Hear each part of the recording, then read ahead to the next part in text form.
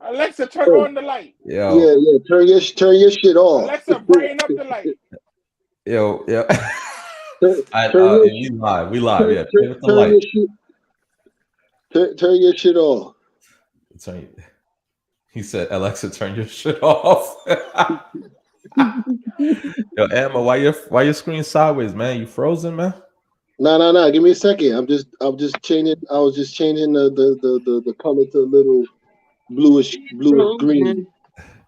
Gentlemen, good evening. Yeah. What's going on, y'all? Everyone is good?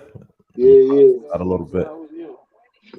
I'm chilling, man. I'm chilling. Still a little groggy from the long afternoon nap, but we here. Yes, sir. Those naps are dangerous, man. Yeah, bro. I feel so unproductive. Like it's a day off, and I'm like I wasted most of it. Like, and you're gonna be up all night now. Exactly. Well, that's those not a naps problem. Those naps be the shit, bro. Those naps be the shit, bro.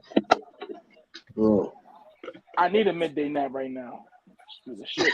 It's nighttime, though. Damn, for real. Like, damn, bro. Bro, when you work overnight, bro, it's never really nighttime. It's daytime to you. No, that's true. I worked overnight last night. I worked 16 last night. Finished up at 4 this morning. Ugh. Bro, I don't know. My sleeping pattern is all fucked up. I don't know what time. I don't know when it's night. I don't know when it's day. For 16 too, so I'm good. Man, got the ultimate 16, bro. I do 15. I can't do 6. I did a 16 on Wednesday, bro. And that I think it was Wednesday or Tuesday. That should save my life, bro.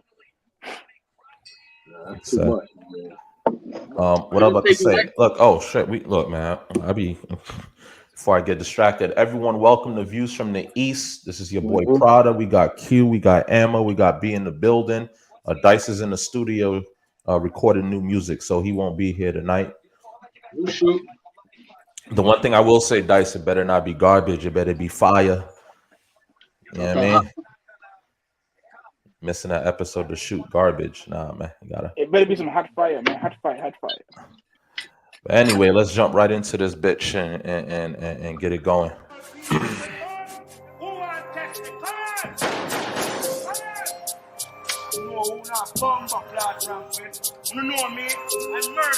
At this time, I'm going to ask you to fasten your seatbelts. Look, I got in this. I'm about to start rapping for nothing. But gentlemen, it's good to see you guys. It's been a long ass week. It's been a lot of craziness going on in this world. I am a New Yorker, but I do not live in New York, but you three do. Are you guys okay? How I'll just get right into it.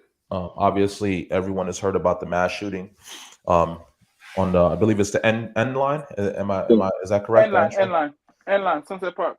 Yeah, so for me, I'm like, yo, I know so many people in Brooklyn. Hopefully everyone's all right. So I just wanted to kind of check in with you fellas and make sure obviously you're here, so you're okay, but how's the energy over there in Brooklyn right now? That shit's hectic, bro. Hectic, and it's cops with tactical gear everywhere. Like 4 police in each station, bro. By the end line, it's crazy, bro. That's in Manhattan. Especially right by 34th Street. Yeah. It's just cops everywhere, bro. It's just wild. I never thought, bro, me actually being somebody not coming to relieve me on time saved my life, bro. I was fucking hype. I'm happy nigga didn't relieve me on time, bro. Well, you actually take that train? Bro, that's the train I take to get to Atlantic, and sometimes I fall asleep on the train, bro.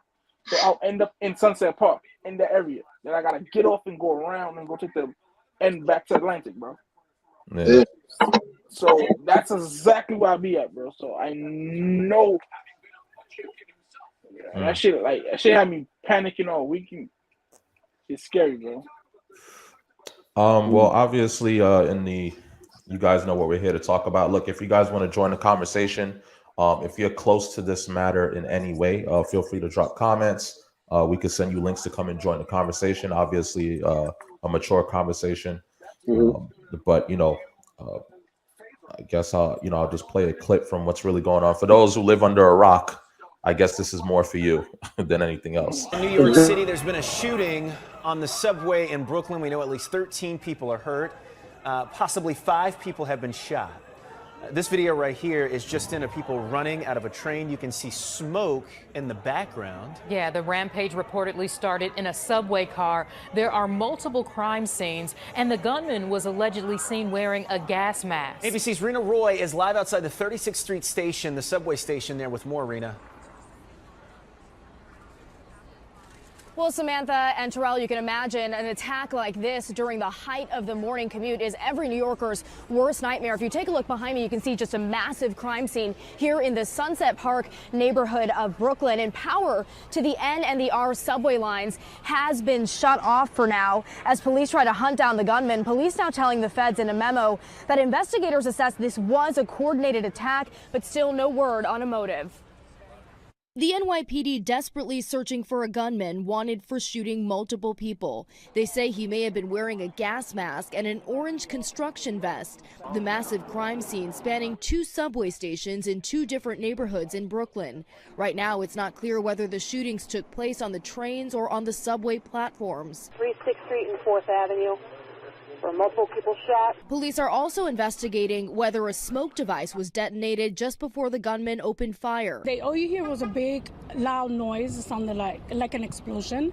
And then there was just people running out of the train stations. More than a dozen people were hurt. This all unfolding just before 8:30 a.m. in the thick of morning rush hour. NYPD counterterrorism units and police dogs on the scene. On the scene. So, gentlemen, I'll leave this to you guys because, like I said, you guys are actually in the jungle right now, and B kind of touched on what the atmosphere is sort of like. But what are your thoughts on this? Man, I got people talking about they not coming to work, because the trains ain't safe. It's interesting because if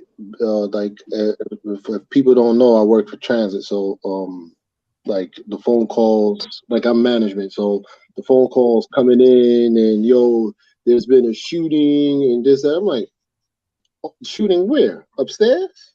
Outside? And they was like, nah, there was a shooting on the N train, and I know the neighborhood very well, and I'm like, who? Nah, they don't shoot people over there. They good. That's a good neighborhood. And he was like, nah, man, there's somebody shooting. And then when I started watching the footage, I'm like, I'm thinking to myself, I'm like, wait, hold on. There's smoke involved? Like, what he had? Like, he had a rifle or something? Like he had a high capacity rifle. Like he was shooting. Like he was letting off that many thing, and I'm seeing people spill out of the train, and I'm just like, you know what? Oh man, here we go. And the interesting part is that the precinct that is right there's literally a precinct 2 blocks away from that train station. So the immediate response was almost overkill. Like they shut it down. No buses could get through. Everybody who's on the train. The good fortunate part is that nobody was stuck in the tunnel. Nobody had to exit out from the tunnel and up out the emergency exits. All trains are in the station, so that's good. I don't think there was any fatality, so that's a +2. You know what I'm saying? It's unfortunate that people got hurt, and it's unfortunate that this happened with a legal gun owner. Apparently, he's a legal gun owner. So it makes the debate for firearm ownership and people who are responsible gun owners.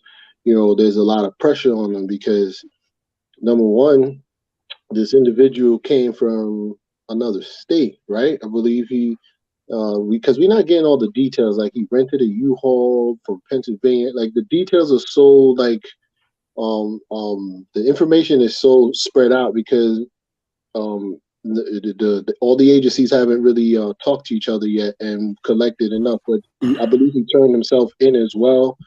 On our end, we're still getting multiple information, but yeah, like I was saying,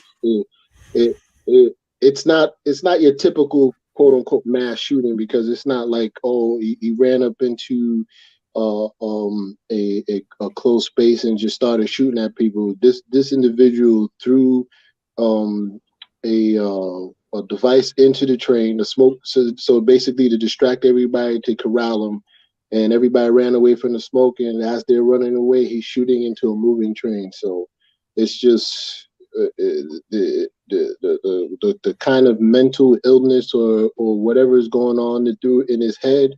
I'm curious. I'm curious because he surrendered without any what do you call that? There was no, like, it wasn't like a effort. He had no resistance. So it was just like, okay, I'll surrender. All right, here I am. Now let's see what the verdict is from that, But people, the train is safe to ride. You know what I'm saying? Don't let the what do you call that? Don't let the exception be the rule, because that doesn't happen. Shootings in the trains in the trains in New York does not happen in a frequency, a high frequency like that. You know what I'm saying? Yeah, you might get accosted on a train, or maybe an assault or something like that. But I'm pretty sure the police presence will be increased in the next few months, especially so Friday was the Mets home opener, so the presence of police on the train, on the platforms outside the stadium was known. You know what I'm saying? It wasn't nowhere near where the actual incident happened, but because it was a special day in New York City, it was out. So we know that they're taking precautions and beefing up security, and bringing back one of those the program where police officers used to ride the train, So yeah, it's safe, guys. It's safe. Come on back. You know what I'm saying? You're gonna be all right. You're gonna be all right. For those that don't know the name of the gentleman, his name is Frank R. James, I believe. And I'll just quickly share an image. I mean, your boy right here, in the U-Haul van. I believe this is like inside of the U-Haul, if I'm not mistaken. So what's that? That looked like a work van. Like that's looked like one of those work vans. The U-Haul he rented that he was making the videos in. Yeah, that's the U-Haul, right? He was making videos. Yeah. So he's actually a YouTuber, and basically, again, I'm not over there, so I'm over here just researching and looking at everything. But essentially, this is someone. He is a YouTuber. I believe he had like 300 something subscribers, and I say that because there is a significance in that. 2,000. You said 2,000 now? 2,000 subscribers. God damn. That's even worse. But obviously most of his videos, and unfortunately YouTube already took down a lot of the content, so I wasn't able to really snatch what I wanted. But seeing clips from different people and everything, basically this guy, clearly there was something wrong mentally there. There was a lot of hate speech there. There was a lot of violence being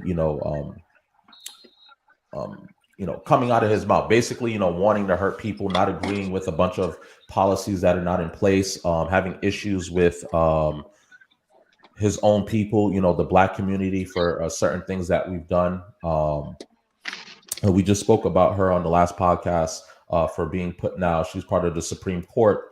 And he, just to give you an example, he had a whole video, he was proud and excited just like we are. But he was upset at the fact that her husband is white. So, just to kind of give you the mindset. And and like you said, the evidence is pretty much everywhere. It's kind of coming all over the place, right? So, and this guy, obviously he wanted to get caught. Well, maybe not, because he ran from the scene, but you're gonna go and rent a U-Haul truck, and leave the keys. And you understand what I'm saying? So, you know, he drops the bag when he's running from the scene. He, you know, the U-Haul key is there. When they find the U-Haul key, they find the truck and they find out that it's rented to you in your name. Same thing goes with the weapon he was using. They even posted pictures of the fireworks and things that he had in his bag, and the company actually reached out and said, hey, we know for a fact this is him. Here's his receipt, literally with the items listed on there. So obviously he didn't do a really good job of covering his track. If that was his intent, the only reason I say it was his intent is because he ran from the scene.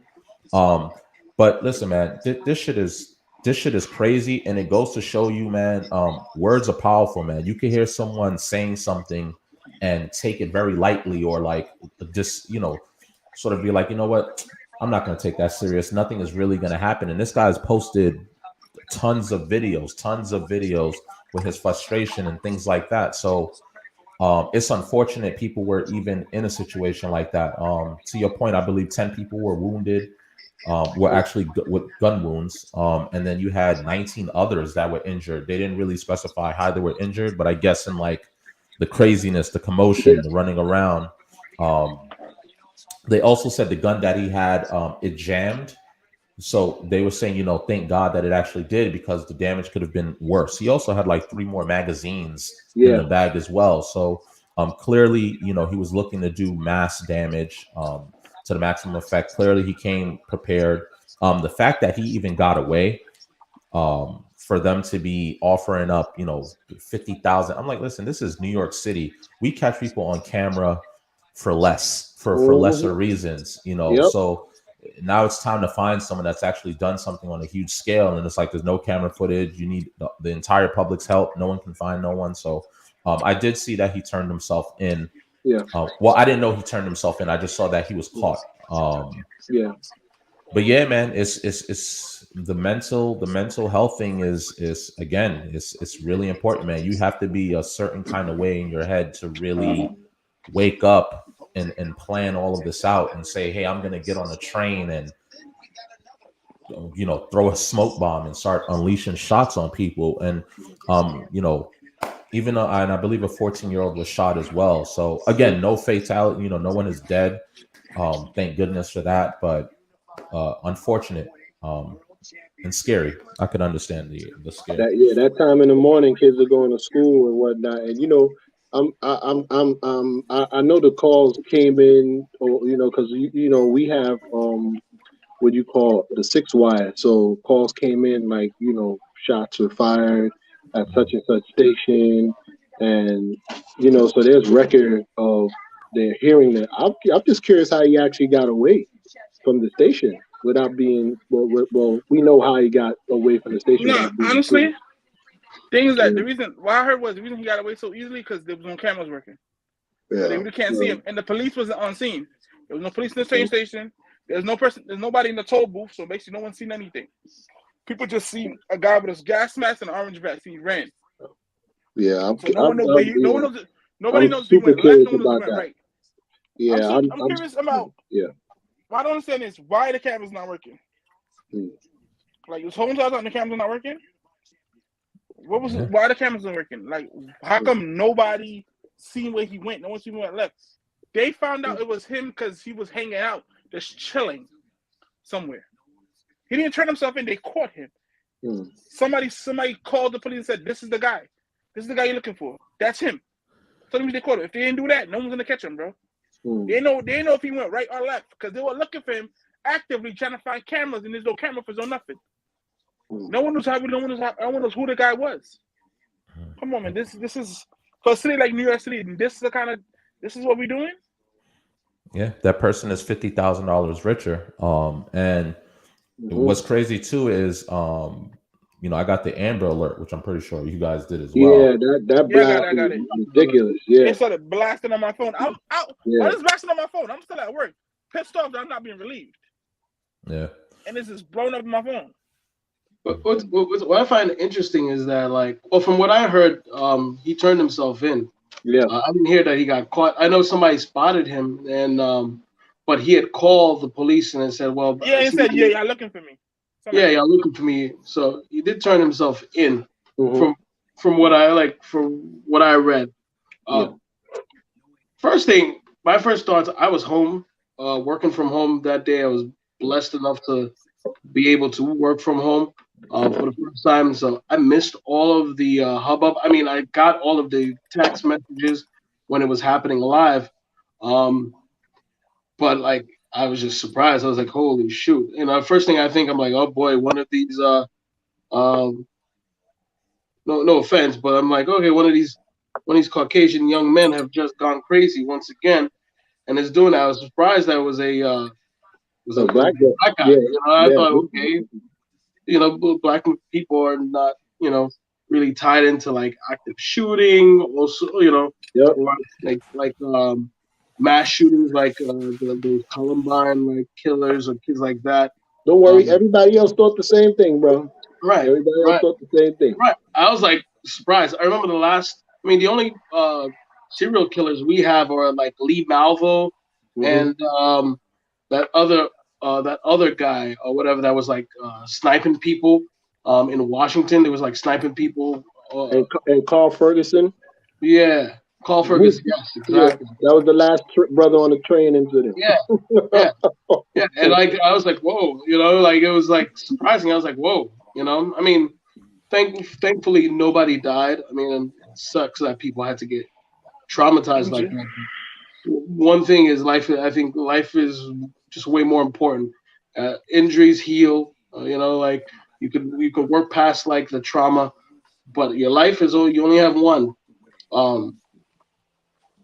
I was extremely disappointed when I started seeing this guy's like some of his YouTube rants, because you could clearly see that this is a gentleman that's like has issues, that's having a tough time with life, and he doesn't have a proper support system, right?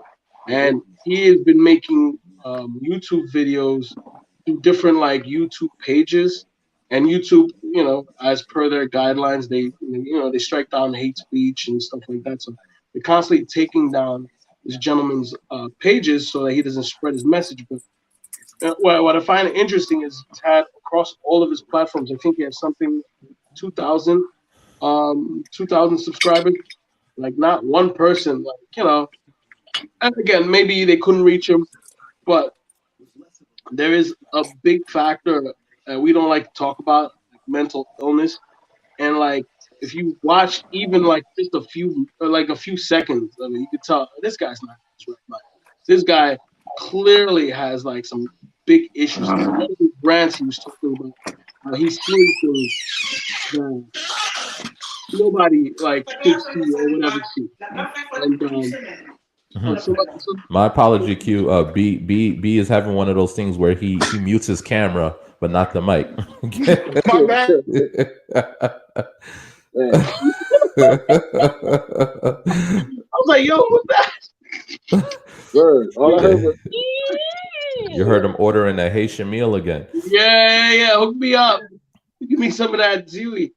Yeah, whoa, son. But what's crazy about it is, you know, the guy, like, you can tell like, he has issues, you know, and he has like some really messed up issues. And he, unlike that last chick from last week who stabbed up her boyfriend, who seems to be fainting, that, you know, she was crazy. Like, this guy needs to be put somewhere. He needs to be evaluated, right? Yeah. Like, even like, I mean, obviously, you know, like, he's not that crazy that he wants to do some of these things. But you have to understand, there's a certain type of individual that is desperate and has nothing.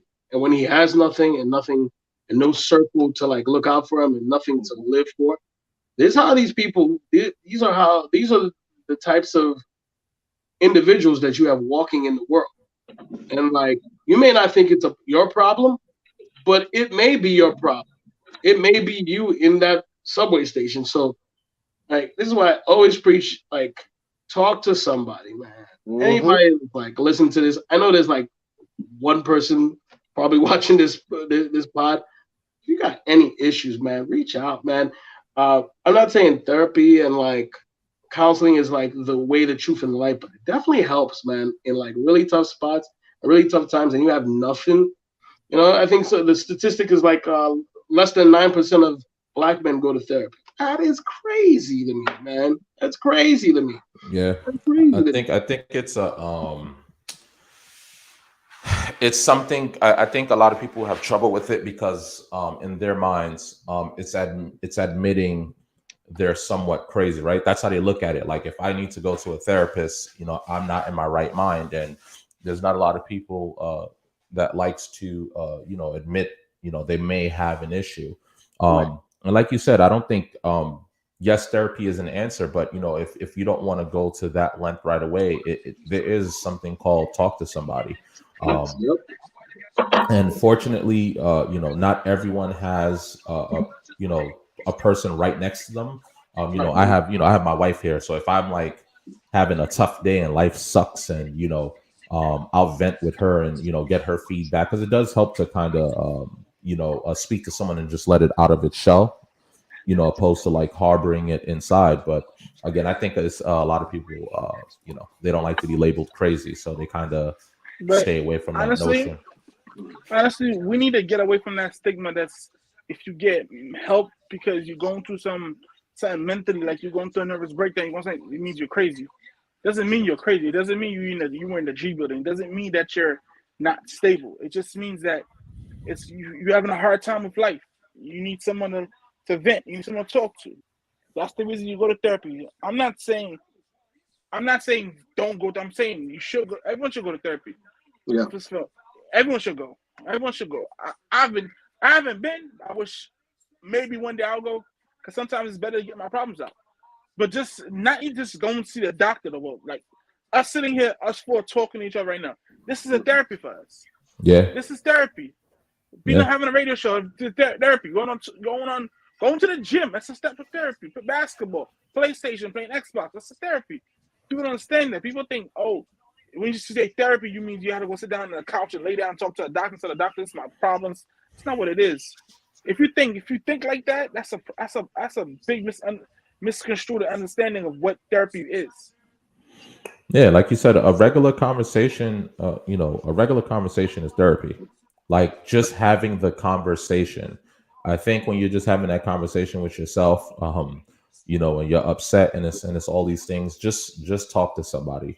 Like you guys are saying, I think it, again, doing this pod is therapeutic. Maybe I had a really tough week and I'm looking forward to just sitting down and talking with my boys and, my week sucked and this was why. And then, you guys can kind of give me insight like, hey, this is what you can do to alleviate that. This is what you did to bring it on yourself. This is what you can do to avoid it. So,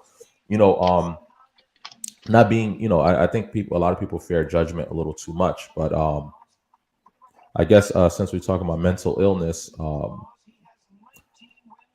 we could jump right into the next situation, which was actually all I heard was therapy in the background. We could jump right into the next. So somebody's watching. Hey man, don't be recording me, man. Hey man, somebody's recording me out here, man. But let's get into this next one right here. I'm gonna play the clip. This is another case. Wait, but before we even move along, real quick, do we know why Frank did what he did? Was there like there a genuine motive? There was nothing. They took the video down. But he's a black nationalist. That's what it was. Okay. Yeah, he said why. He said why one of the videos. He said why one of the videos. They took it down. Yeah, he says, he has a lot of he said he hates the fact that there's too much homelessness. He has like some really strong views against like very strong racial views against like Caucasian people, the greater white society in America. Like somebody was saying earlier, I forget. He was happy that Ketanji Brown became the Supreme Court. I think it was you, Prada, but he was very upset that she was married to who she was married to. So again, this is like when you don't have things happening for you and you don't have a good support group and you start focusing on the wrong thing and you feel like society has abandoned you, which a lot of people feel that way, and a lot of people are. It's actually it's happening. Like while we speak, like there are a lot of people. Like we're blessed, and thank God we grew up where we grew up, and we worked hard, and worked ourselves out of the mud. But there's a lot of people that do not have what we have. We are we should be thankful to whoever's looking out for us in this world, because a lot of people have it really hard, and we don't know. He did mention. I'm sorry, Q. He did mention in one of those videos where I think the mayor of New York was talking about helping stop the homeless and giving people the help that they need, especially those that need mental anyone with mental illnesses that may be going through things. And he spoke to say he was in all of those systems, like he went to all those shrinks, all those doctors that they were providing, and it was garbage. It did nothing, so he was just frustrated with a lot of those things. So I mean, again, it's unfortunate, for people to even be in that situation. I couldn't even imagine being anywhere near that close to any type of danger like that. But yeah, man, just sucks. But yeah, mental. I know we're here talking, about getting mental health, but it's like, what kind of quality mental health are you getting? Like mental health, are you helping? Are you just getting some caseworker that's just there? Are you getting somebody right out of college? Are you getting somebody that's not even that doesn't even care about their jobs? Like, all these people are all these people again. I understand the mayor's move to try to get to deal with the homelessness problem, but the problem with the homelessness problem is not the homeless people. There's homeless people everywhere. Problem, especially when it comes to New York, it's not just it's homeless people with severe mental issues. I work downtown. They're everywhere, dude. They're everywhere, and and it's insane. And it's getting worse because obviously, whether you want to believe it or not, we're in this midst of this economic downturn, and we're already in a recession. I'm telling you right now, we're already in a recession. They're not saying, but we're already here. Okay, don't get it twisted. Just because the market hasn't crashed yet doesn't mean it doesn't mean that we're not already in the thick of it, so to speak. Hold on, market hasn't crashed yet. No, don't say that. It crashed. Well, right now it's it's fluctuating back and forth. They're doing a controlled crash. They're doing a controlled crash. It's coming. It's coming. It's coming. The big crash. That's what I'm talking about. Like the Black Friday stuff. Bro, if you want to see how bad the homelessness is in New York and the mental instability is, and they so got mental issues that they start using drugs to cope for it. You want to see how bad it is, bro? I work on West 25th. Where, Manhattan? Yeah, Manhattan. Okay. There's a shelter and the halfway house right next to me where I work. You have to see them during the nights and the days. Bro, if you work overnight, bro, I be inside the building, bro. They don't go in the shelter. They outside all day. All day. They be in the front of the building just talking to themselves, having a full-blown conversation, just going off. Appreciate the shout out. Go ahead, be my bad. They just going off on each other, just cursing at each other. This one guy be having a conversation with his girl. I don't know if his girl must have drove him crazy, but he having a conversation with the girl, bro. He has no headphones, no phone, just conversating with the girl. Why won't you leave me alone? You driving me crazy. I'm the first time I thought he had a phone, I went outside. I'm like, yo, wow, this is a tense conversation. Let me see what this conversation is about. The second time I realized ain't no earpiece, ain't no phone. Like, hold on, wait, what's going on with this guy? That's why I found out there's a halfway house in a mental building. These people go through homelessness and it is mental issues, bro, and they're not treated. And a lot of them too. And one thing I told about, a lot of them are veterans, bro. A lot of them are veterans. You know what the scary thing is too? They're so I guess sort of like Frank that we were just talking about, and the next person we're about to talk about now is that they have this mental illness, but they function as normal, right? So you don't know. It's like they can be out of their minds, but they're also aware enough to be like, okay, I'm in public, let me conceal that. And the woman that I'm speaking about now, I guess, just play the clip. So I know a woman like that. I know a woman like that. That's all I gotta say. Could have been written in the pages of a book. Police in Oregon arrested a romance novelist for allegedly killing her husband. Nancy Crampton-Brophy is currently being held in Portland on charges of murder and unlawful use of a weapon. Police say the 68-year-old shot her husband, Daniel Brophy, at the Oregon Culinary Institute where he worked. He died at the scene. In an ironic twist, though, this woman you see here once wrote an essay titled How to Murder Your Husband. She's expected back in court next week. Oh. It don't get any closer than that. Like, and the reason why that clip was just so important is because that's your wife, and you have no idea that you're in that kind of danger. I'm assuming he didn't, just based off the story and what they've been talking about so far. Obviously, he didn't know, but I'm like, Jesus. I forgot who even brought this up. Emma, I think it was you that brought this topic up. I mean, last pod, yeah. Yeah, so I'll pass the baton so you can give the viewers a huge insight. But I also know Q, you also wanted to share something as well. So I'm gonna go for it. I'll follow it. Yeah, I made the what you call it, the misery comparison. You know what I'm saying? It's one of those situations where, on the outside they look like a happy couple. They've been together for some time, right?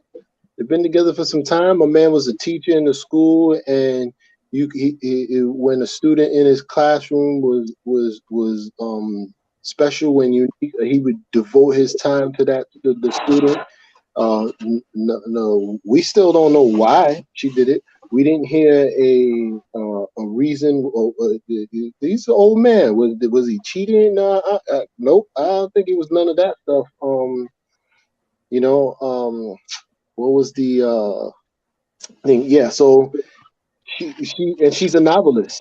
You know what I'm saying? She's a novelist. So she hasn't published in several years, or a decade or so, or something like that. And she was currently in debt, I believe. And that's the first thing everybody, assumed, like, oh snap, debt. When you're the police and you doing the investigation, the first thing you think is like, what's the motive? And then when you find out the man has they have multiple policies. And the man, once you try to cash him in, is, over $1 million. It goes to show you, like, oh yeah, yeah, this is gonna solve all my problems. Kill him, and then, I'll get rich, and then we'll have no more debt, and my life will be better. On top of that, there's when they started asking questions about their family life, like how did the neighbors hear anything? Everybody was like, he's a very nice man. They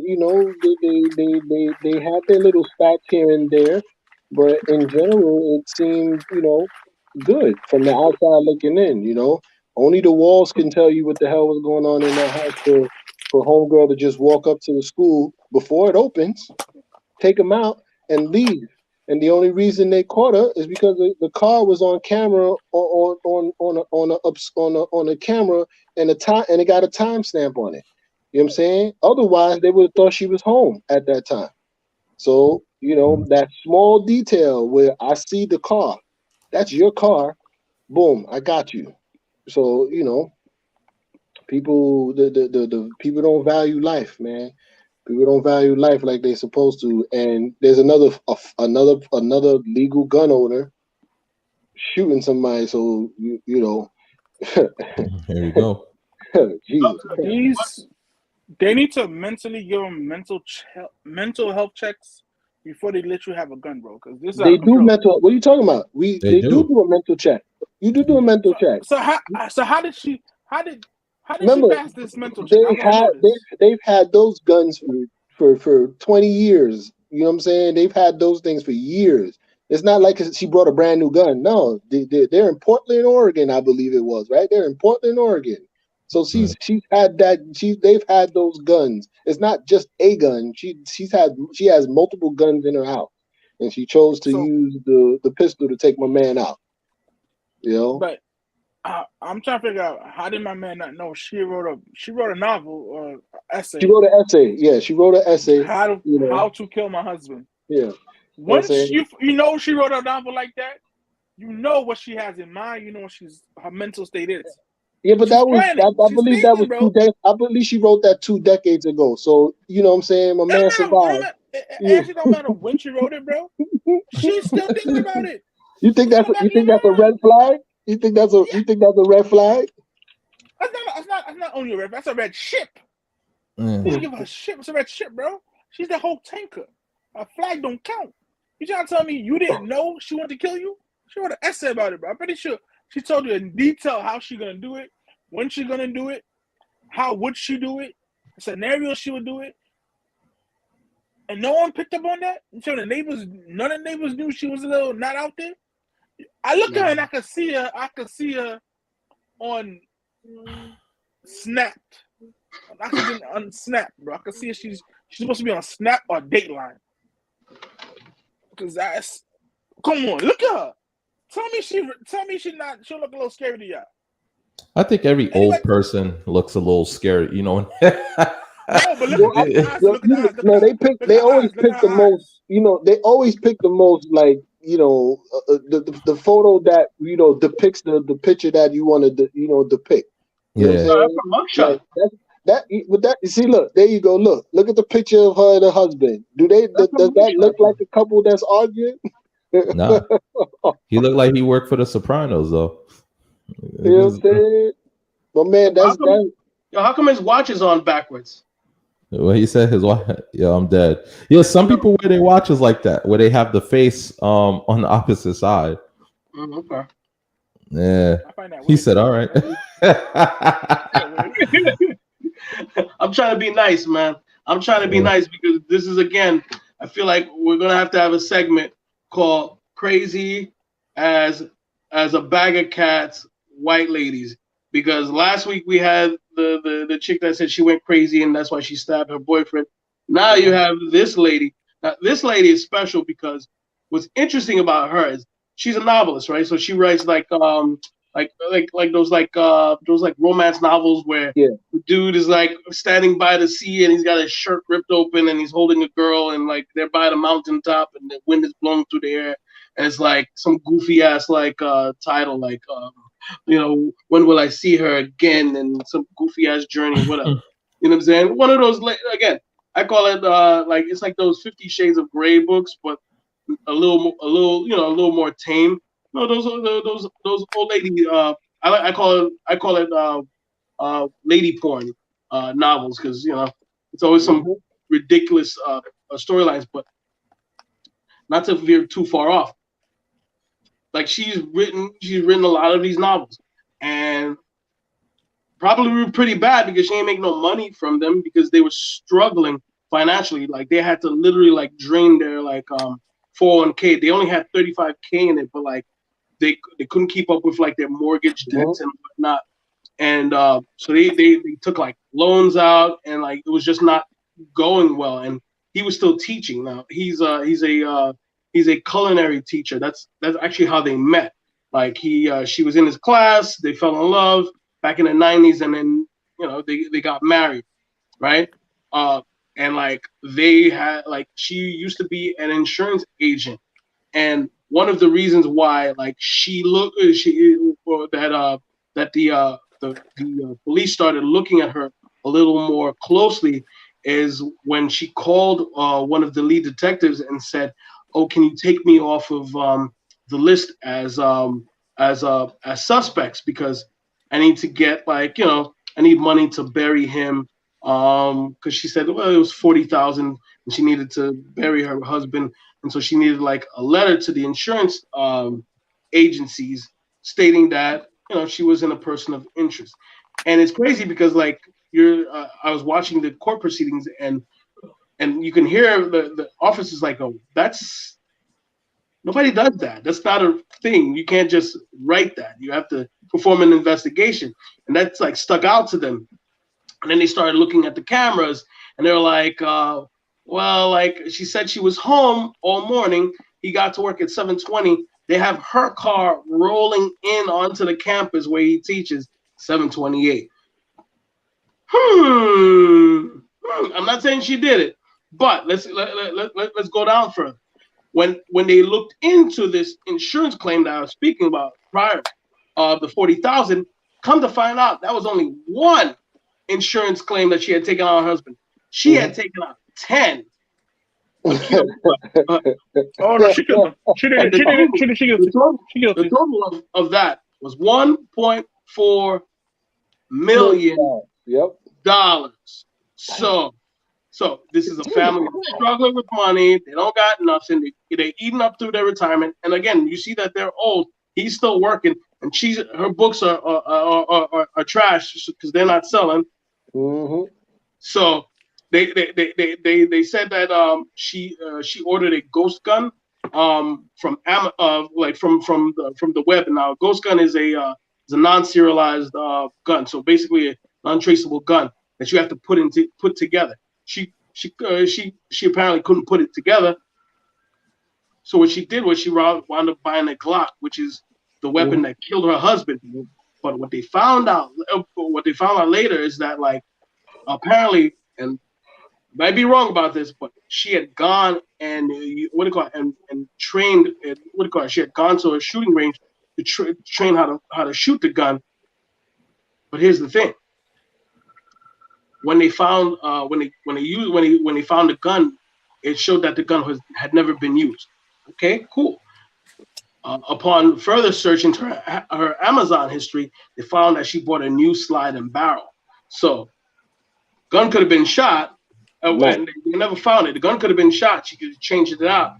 Yep, nice. And there you go. So, again, I'm not saying she did it. Don't know, but white women are built different. Don't mess with them, man. No.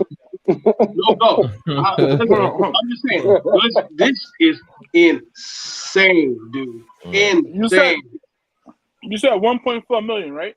Wait, hold on. Shout out to my white women out there. Not all, obviously, not all y'all is crazy, but like some of y'all. No, listen, we don't know. Allegedly. Allegedly. Allegedly,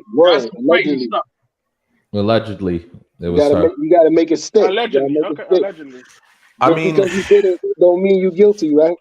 I got 1.4 million reasons to say she's guilty. How about that? I mean, I'll look at it this way, right, gentlemen? The unfortunate, this is what kind of annoys me about this whole situation, right? Because you going through life, you're struggling, right? The bills, mortgage, everything is a tough thing. You're scraping, you're not making the money that you wanted. This is life. This mostly everyone goes through a similar struggle or the same one. Now, if your game plan was to allegedly, right, to kill your husband, to claim, all these insurance claims to make money off of it, why wait 20 years? Why go through struggling 20 years before deciding to, at this age, it's not, okay, you have 1.4 million at this age. And again, let me just bring this, like, what are you doing with 1.4 million that I could see a younger, if this was like, if she was like 20, 30 years younger, they were struggling for like 10 years, there was no way out. But to do this now, like what was it that you needed money for in this instant at this point in your life? Because if you've been struggling for a long time, like for me, that's what really confuses me. Jimmy, I'm sorry to cut you off, but I don't think this just started happening like a few years back. They weren't always struggling. Oh, okay. And my greater question is this. Yeah. I always have, the first thing that popped into my head is like, what got them to the point where they were draining all of their assets, all of their on those books? Because that's ask me about something. I mean, well, look at it this way too. And I'll end it with this. It kind of sucks that having having life insurance, not a lot of people have this, right? And I don't know why. Like having life insurance costs you very minimal per month. It's a very minimal cost, cheaper than a cell phone bill. If depending on what policies you have and whatever you have going on. Rarely anyone has one, right? And maybe I'm speaking to my own community of a Black community, but I don't really hear people talking about they have life insurance. I hear insurance to work. I hear 401k. I hear all of this, but I don't really hear life insurance. However, it's having life insurance also may cost you your life, which is ironic, right? Because I've heard so many stories. I forgot this kid's name. I think he was an up and coming rapper. Had his mother killed because he knew that she had some sort of insurance policy, and if she died, he would collect the funds. And what did he do with that money? He started buying his friends' cars, himself cars, like doing a whole bunch of dumb shit. So it's like, it's that was the thing I think that stuck out to me the most, where it's like, shit, like your motives was to get money, and the way to get that money was to kill someone that you've been with over 20 years. Like, it's like, goddamn, like love means nothing in their situation, in their case. You know, I'm like, damn, you've been with someone for that long, and you know, I get the struggle, but you're willing to take his life just for that check. And it's the same thing, like I said, to that rapper. Like, that's your mother literally supporting his career, giving him the money, whatever. I think she owned like a beauty shop or whatever, literally doing all the right things for you, and that was the move. So it's like, it kind of sucks, man. You have insurance. Having life insurance is a great thing. It's great because when you leave as an old person, your family isn't, you know, if you had any bills or anything left over, that's taken care of. If there's any costs associated with anything, it's taken care of. But unfortunately, it's like, damn, if I have life insurance, I ain't gonna tell nobody, let alone the people that's gonna benefit from it. You get what I'm saying? So it's like, damn, you can't even tell your kids you have life. You get what I'm saying? So that's what I took from it. But that's the thing, though. In the Haitian community, that's the big thing, though. A lot of Haitian parents do not have life insurance. And if they do, they're not going to tell you about it, too, because they're afraid their kids are going to kill them for it. Yeah, absolutely. In the black community, because they watch so much, I'm going to say honestly, they watch so much Oxygen Network, they don't get life insurance. They're scared. They think, because it's on the Oxygen Network, my kid's going to kill me for it. And I watch, honestly, when you watch the shows like Dateline, you watch Snap, a lot of the reasons people died is because of that particular reason. But it's a good thing to have life insurance. It's a catch. I think it's catch 92. What did I say? Catch 22.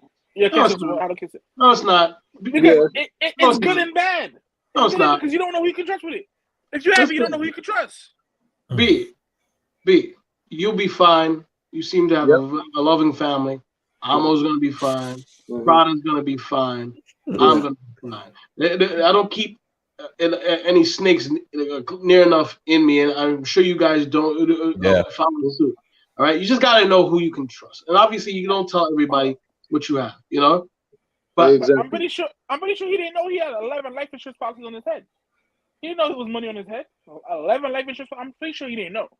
I don't think he knew about it because. Well, yeah, that's crazy. No, it's 100% insane. Like, but I'm not. I'm just saying. Basically, she's forging it because you have to put your own signature on it. She's forging a signature, taking life insurance policies. No, you don't. No, you don't. You don't gotta sign nothing. You could put a life insurance policy on your spouse, your children, or your loved ones without them knowing. Yeah, my mom had a life insurance policy on me. As long as you pay the premium, guess who the beneficiary is? You are, because you're the one who opened the policy and you put yourself as the beneficiary. You're paying insurance. It's like car insurance. I could put car insurance on your car, and you, as long as you could drive it. It's the same thing. Yeah. Hold up, say what now? Yeah, you could put life insurance. Like if I wanted to, like let's say if I wanted to take a life policy for my daughters right now, I can. I don't need them to sign anything. You don't need them to sign anything. You know what I'm saying? Like, you know what I find interesting is look that at B's face. Like, I need to change, bro. No, hold on. Like, say for example, right, in other communities, I'm not gonna specify which communities. Like, you have grandparents. They're on their way out. What does it hurt for them to take a policy out? Because the minute the grandparent leave, boom, the policy pays out. You spend that $120, $200 a month for 2 years paying on them and giving them, when they die, the policy matures and you get $250,000. That's how these communities build like they build, because they saw the window of opportunity to get payday. Oh man, my grandparents. All right, yeah, this is what we're gonna do. We're gonna all chip in. We're gonna get her a life insurance policy when she kicks the bucket. Boom, her death is gonna be our blessing. Boom, and look, build this building. Look, yeah. Those policies are important because guess what? You don't want to leave like your people, your family, stuck with your death. Stuck with like a high ass what do you call it? Funeral bill. Like you want to like spend $30K or $40K on a funeral. Like you want a policy. Like I think more families should get policies. Mm-hmm. I have life insurance policies. My family's getting paid when I'm out of here. Like they're gonna be better off. And you want that. You want to leave them with enough to pay for the funeral cost, and then just enough for everything after. Everything after. So like it is a good thing. I understand like B's like what do you call it? Mindset where he's like look again. They're this world you gotta deal with like shady, unscrupulous and bad, downright bad people. That's life, But like, I would rather my family be protected. I would rather have that peace of mind than than worry about like somebody trying to come for my neck. Yeah, and it's like you said. Remember, the space you fill in everyone's life right now, right? Your children's life, your wife's life, your kids' life. When you leave, you don't want to leave them with that burden. You know what I'm saying? Like, let's say you were the breadwinner. If I was the breadwinner and God forbid something happened to me, I want to make sure that at least I left something so that they could have a head start or maintain until they're able to reestablish themselves. Because if the breadwinner of the house dies and there's no reserves, no savings, no nothing, the house is gonna crumble. They'll lose the house. Then the next, then the next person is gonna take over and they'll just squander it. But if you set up that plan, life insurance, and all that, when you leave, they're good to go. It's the responsible thing to do. It's the responsible thing to do. As a man, it is the responsible thing to do. To make sure that when you leave, your family is taken care of, that they don't have to worry. Like, you know what I'm saying? Yeah, they'll cry for you at the funeral, but at least they'll be well off. Yeah. It's like your final sign off, your final goodbye. Like, hey, I love you guys, and financially, don't worry, you won't struggle. Exactly. Yep. And they're not giving you guys that money easy. For those that don't know, they do send a health specialist, a certified nurse, registered nurse to come and, take your blood, your urine, and make sure that you are even fit to get a policy. Because if you already all fucked up in the game, they're not going to give you a policy because they're going to they know they're going to have to pay that out, within a year or so. They're in it to make money. There's special policies for those types of people too. People with cancer dying, no problem. Yeah, hey, we'll insure you. We'll pay this policy, but you have to die under these particular circumstances. You know what I'm saying? Yeah. But there's policies there. There's policies for everybody. You know what I'm saying? There's policies for everybody. Whether it's okay, if you die, we'll recoup the cost of what your company would pay. Because unbeknownst to a lot of people that work for city agencies and federal agencies, there's an insurance policy on you. If you die on the job, they get paid, and then that's what they pay you with. You know what I'm saying? Pay your family with. Yeah, and that's what people don't realize. Every employee in the state of New York, whether you work for the state, city, or federal government, has an insurance policy through the company that they are employed by, that the company took out the policy on them. If you didn't know that, I'm just giving you a heads up. That part I didn't know. That's how they pay the accidental death clause in your contract. Like most people, police department fills one out, firemen fill one out, or sanitation fills one out, transit fills one out. When you die on a job, they pay you out. Where do you think they get that money from? It ain't their own pocket. They got a policy on you. The policy pays them, and they pay you. Yeah, if I die accidentally on my job, my family gets 400. Yeah, that's what I'm saying. Like it 3 times. Well, for my company, it's 3 times your salary. 3 times your salary, and then whatever additional supplementals you have added on to that shit. But it's crazy. You know what I'm saying? It's crazy. And the only reason I know that is because I've read through our contract several times, and I'm like, oh, I didn't realize this was here. Wait, how are you paying us if you don't have a fund?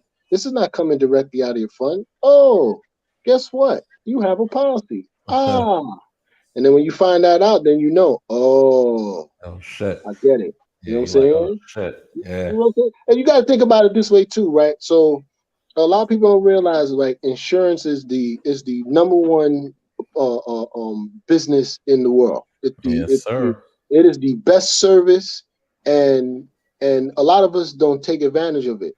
Like, could you imagine you have a policy that says, okay, listen, when you die, you get paid $500,000. Your family gets paid $500,000. Why can't I monitor? Why can't I use that $500,000 as leverage to better my life? Because a lot of people don't know how to do that.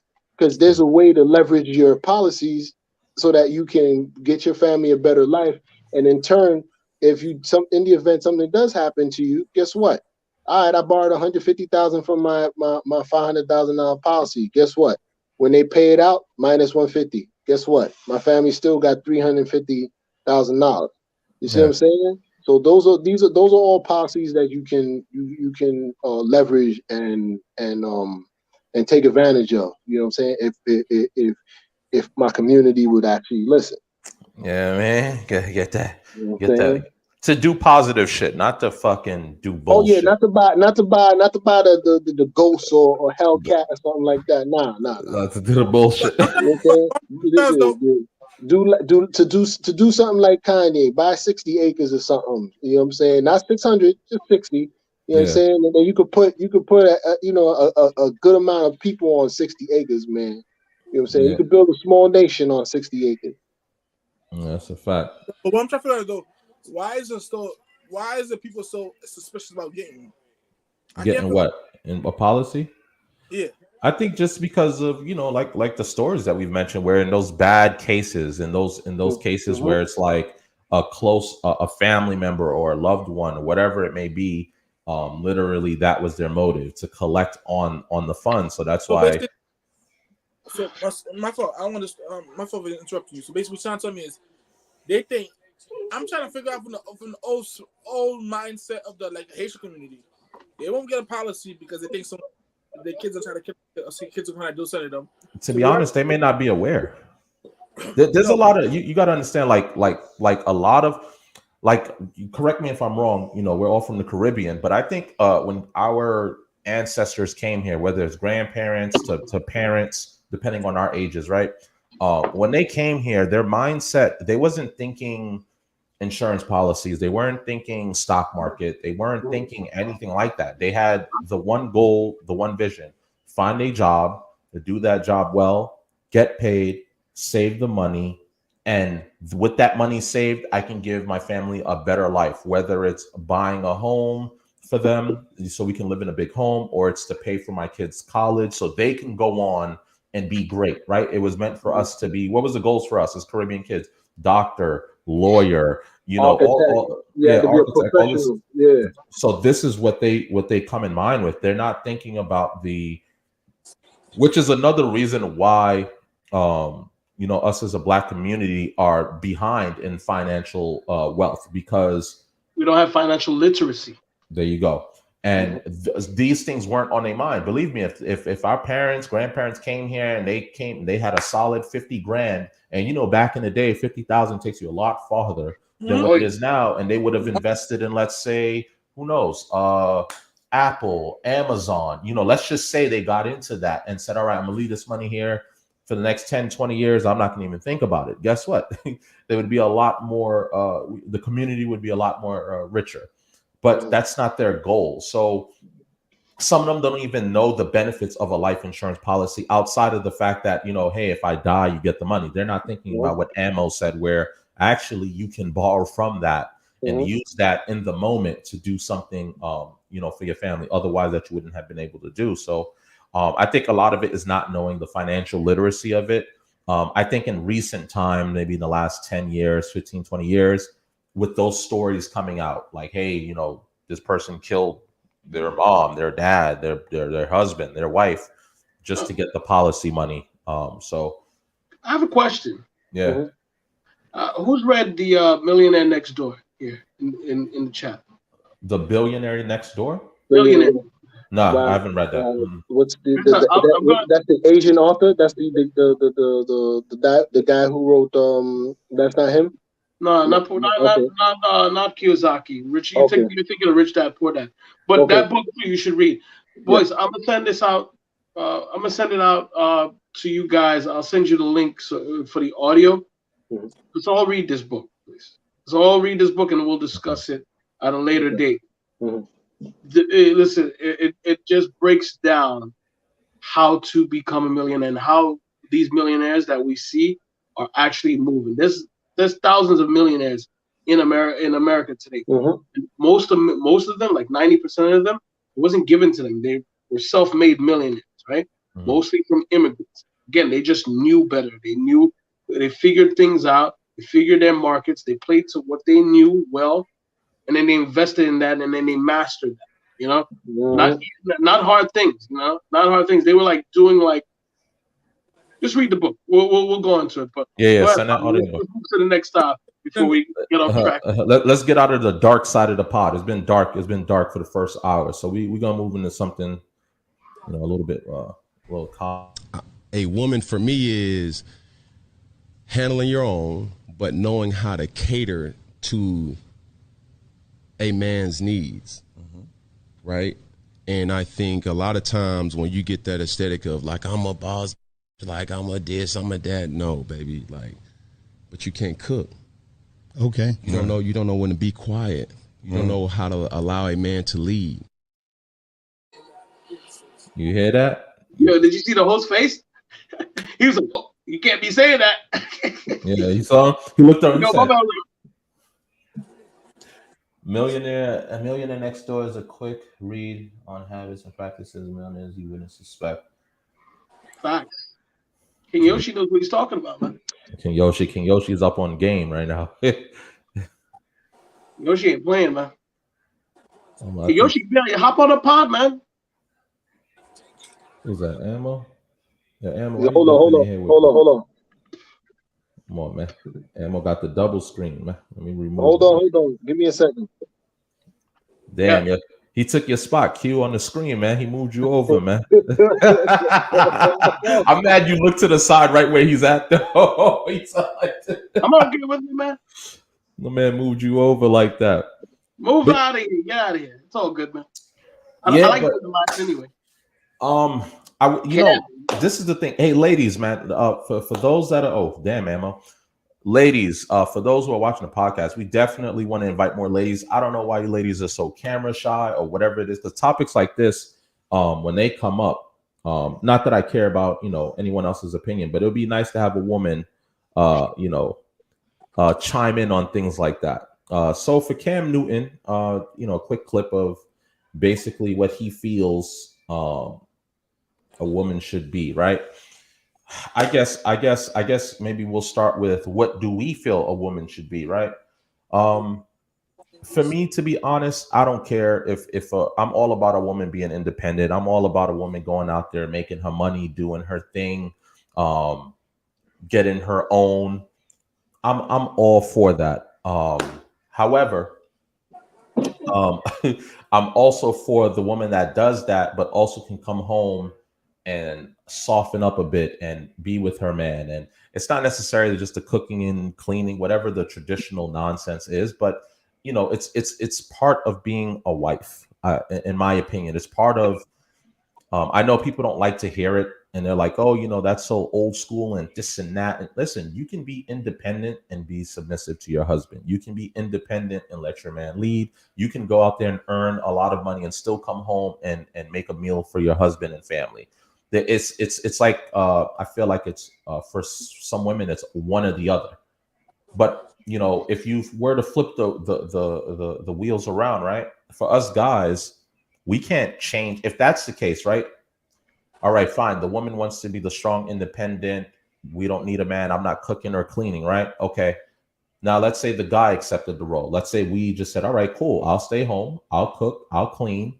I'll do all of these things. We can't get away with that, right? We're going to be called the bum ass men, the men that are no good, the trash. And I always feel like with women, they always do this where they create something where only they benefit from it. A guy can't just say, well, I don't want to be the traditional guy and protect and provide. I'm going to be a stay-at-home husband. It doesn't work like that because then we have no value to you. So, you know, again, there's nothing wrong with a powerful, strong woman doing her thing, but you can be submissive to your man. I don't know why those two things can't exist. Cook for your man. There's no shame in that. Cleaning the house, there's no shame in that. That's what your mother did. That's what your grandmother did, great grandmothers. It's just the roles that were given in the household.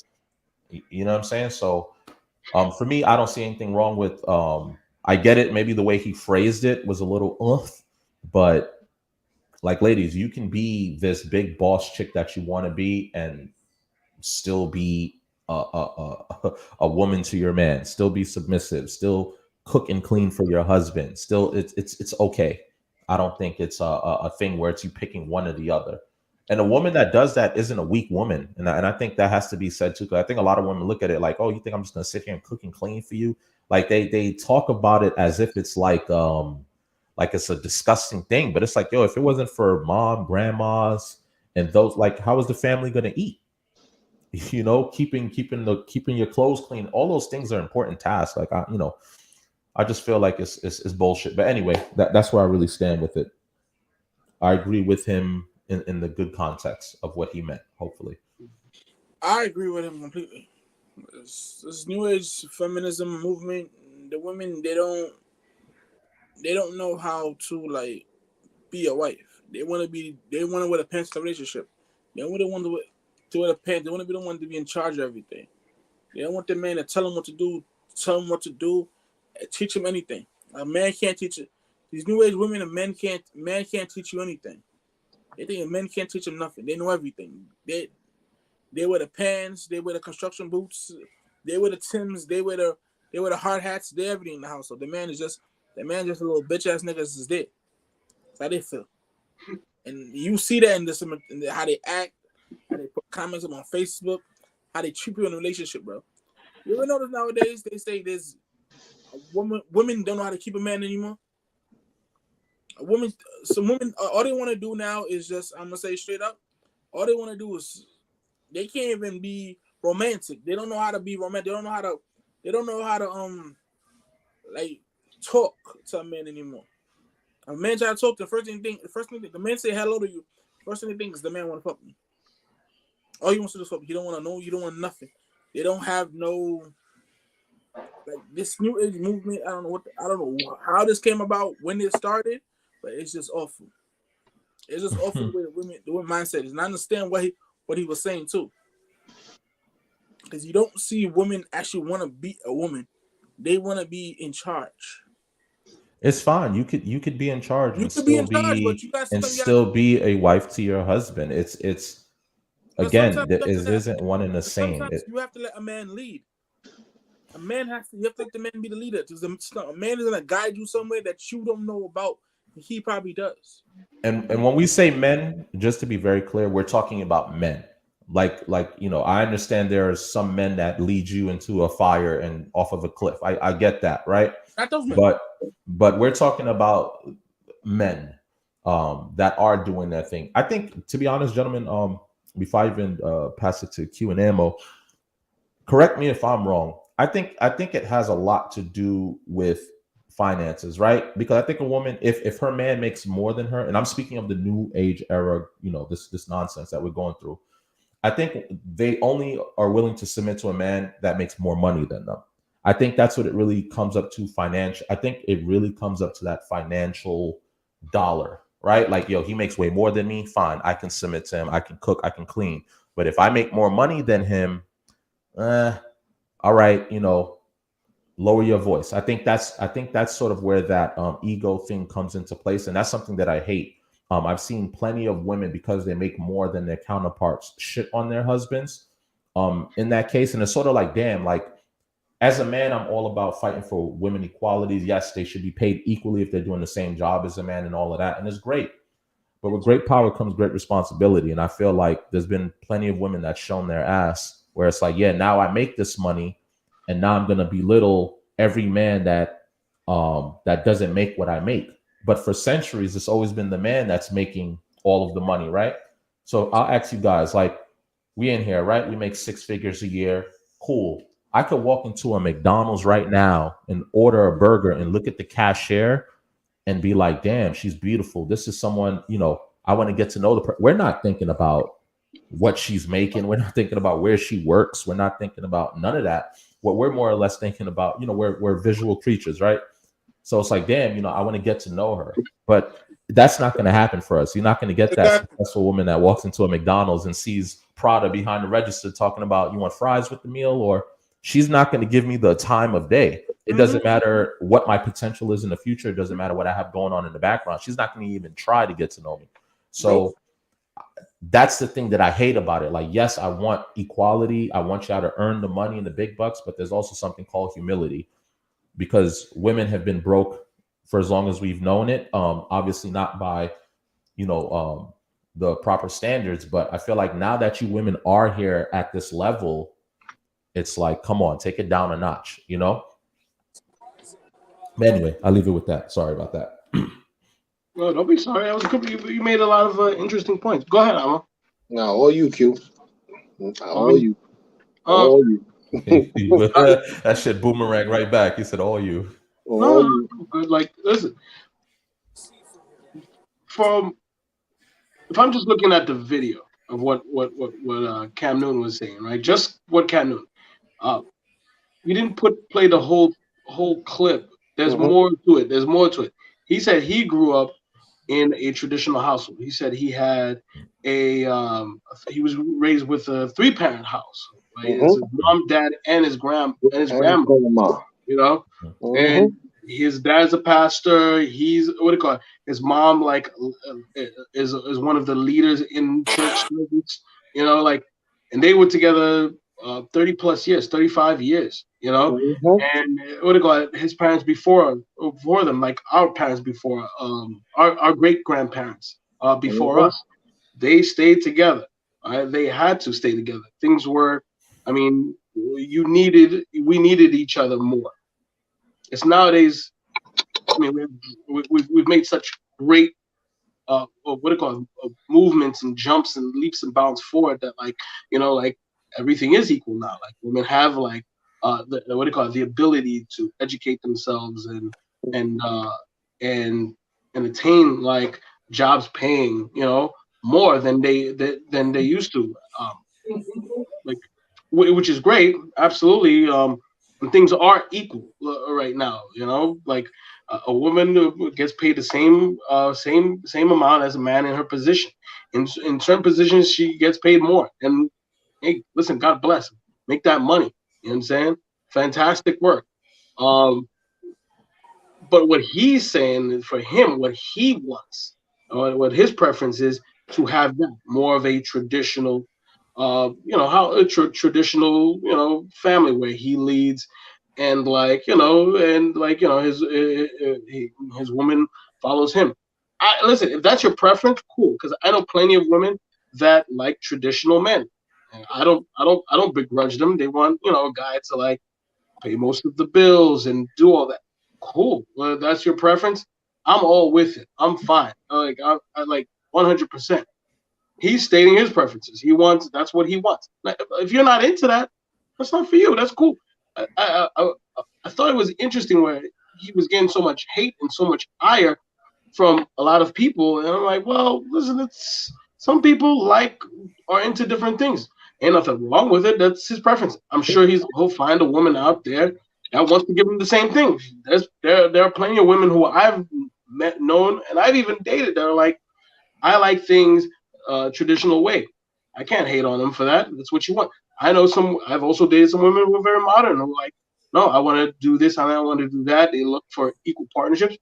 Absolutely cool. There are plenty of people that want that.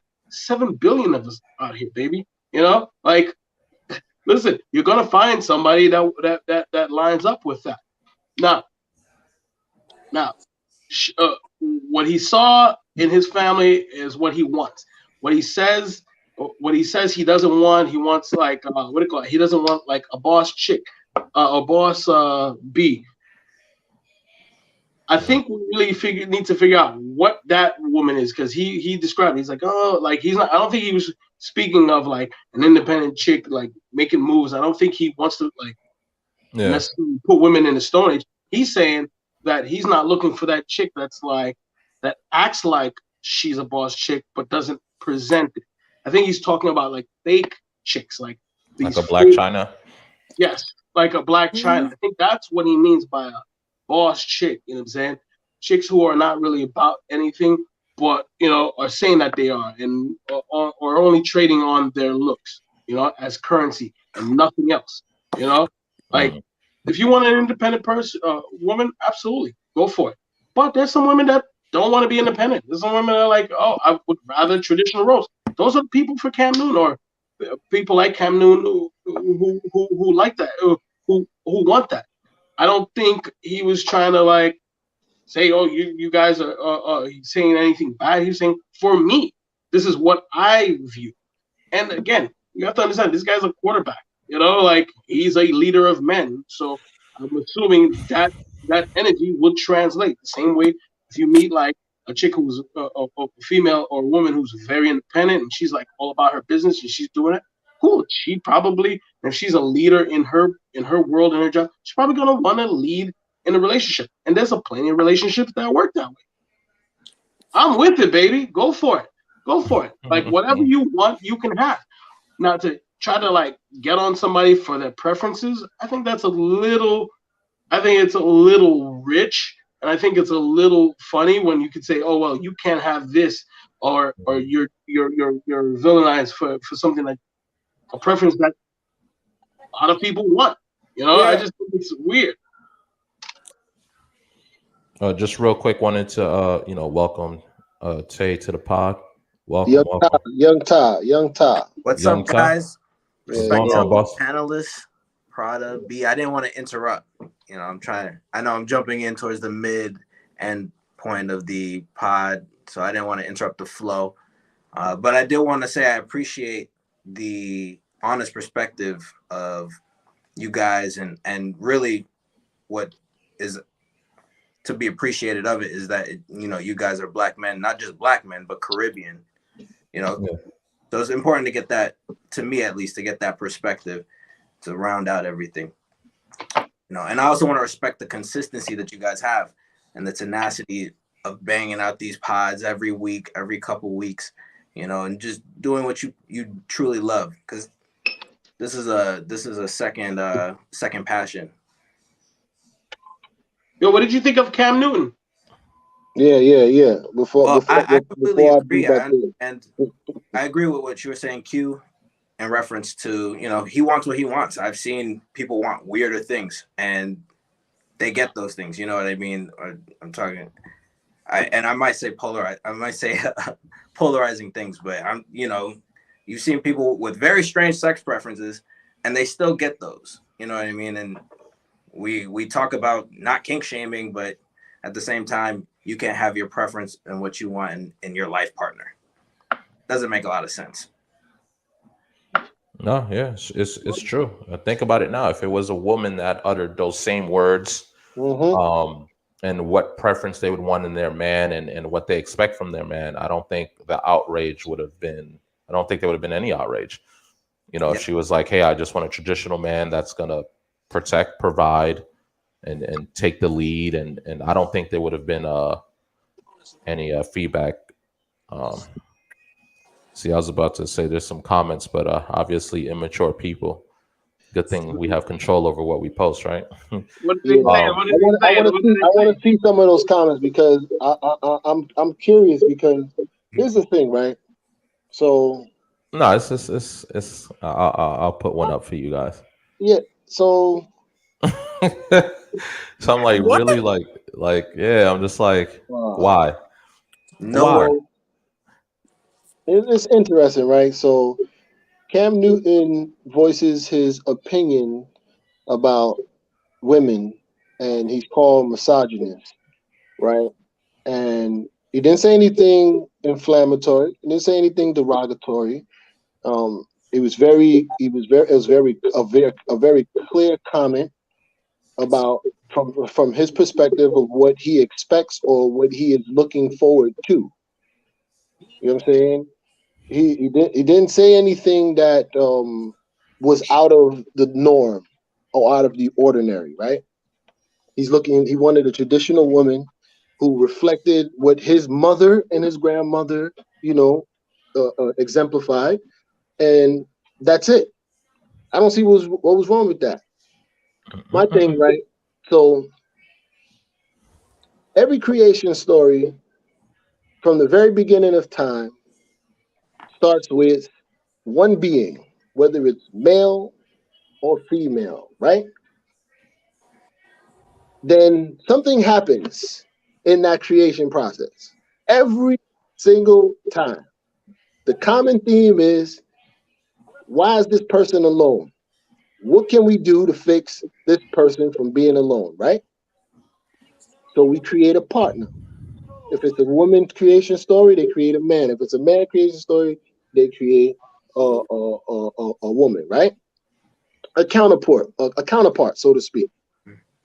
I've always viewed women as help, and I'm not talking about you're a slave or nothing like that. This is the people often misunderstand what the word help means. If the first person in your family structure, the head of your family structure, is leading you, he is leading you because he is willing to take the brunt of all the abuse that society will put on him. He's willing to take all of the danger that the family will take first.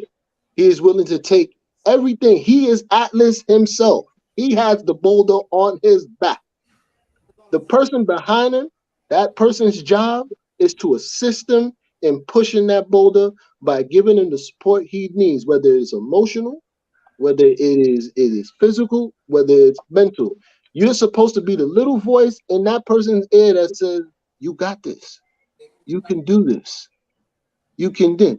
Not, "I'm gonna, nah. Let me get this rock. I got this rock too, baby." No. That's not your job. Your job is not to take the rock. We already the person in front already is bearing the brunt of the burden. He got that. Let him do what he does. Let him do what he does. And that's what and that's what frustrates me with the quote unquote independent woman. Ain't no such thing. Ain't no such thing. There is no such thing as an independent woman. Yeah, if you're an A-lister, you got money and things. Yeah, you're independent, but you're miserable at home. You're miserable at home. This is not a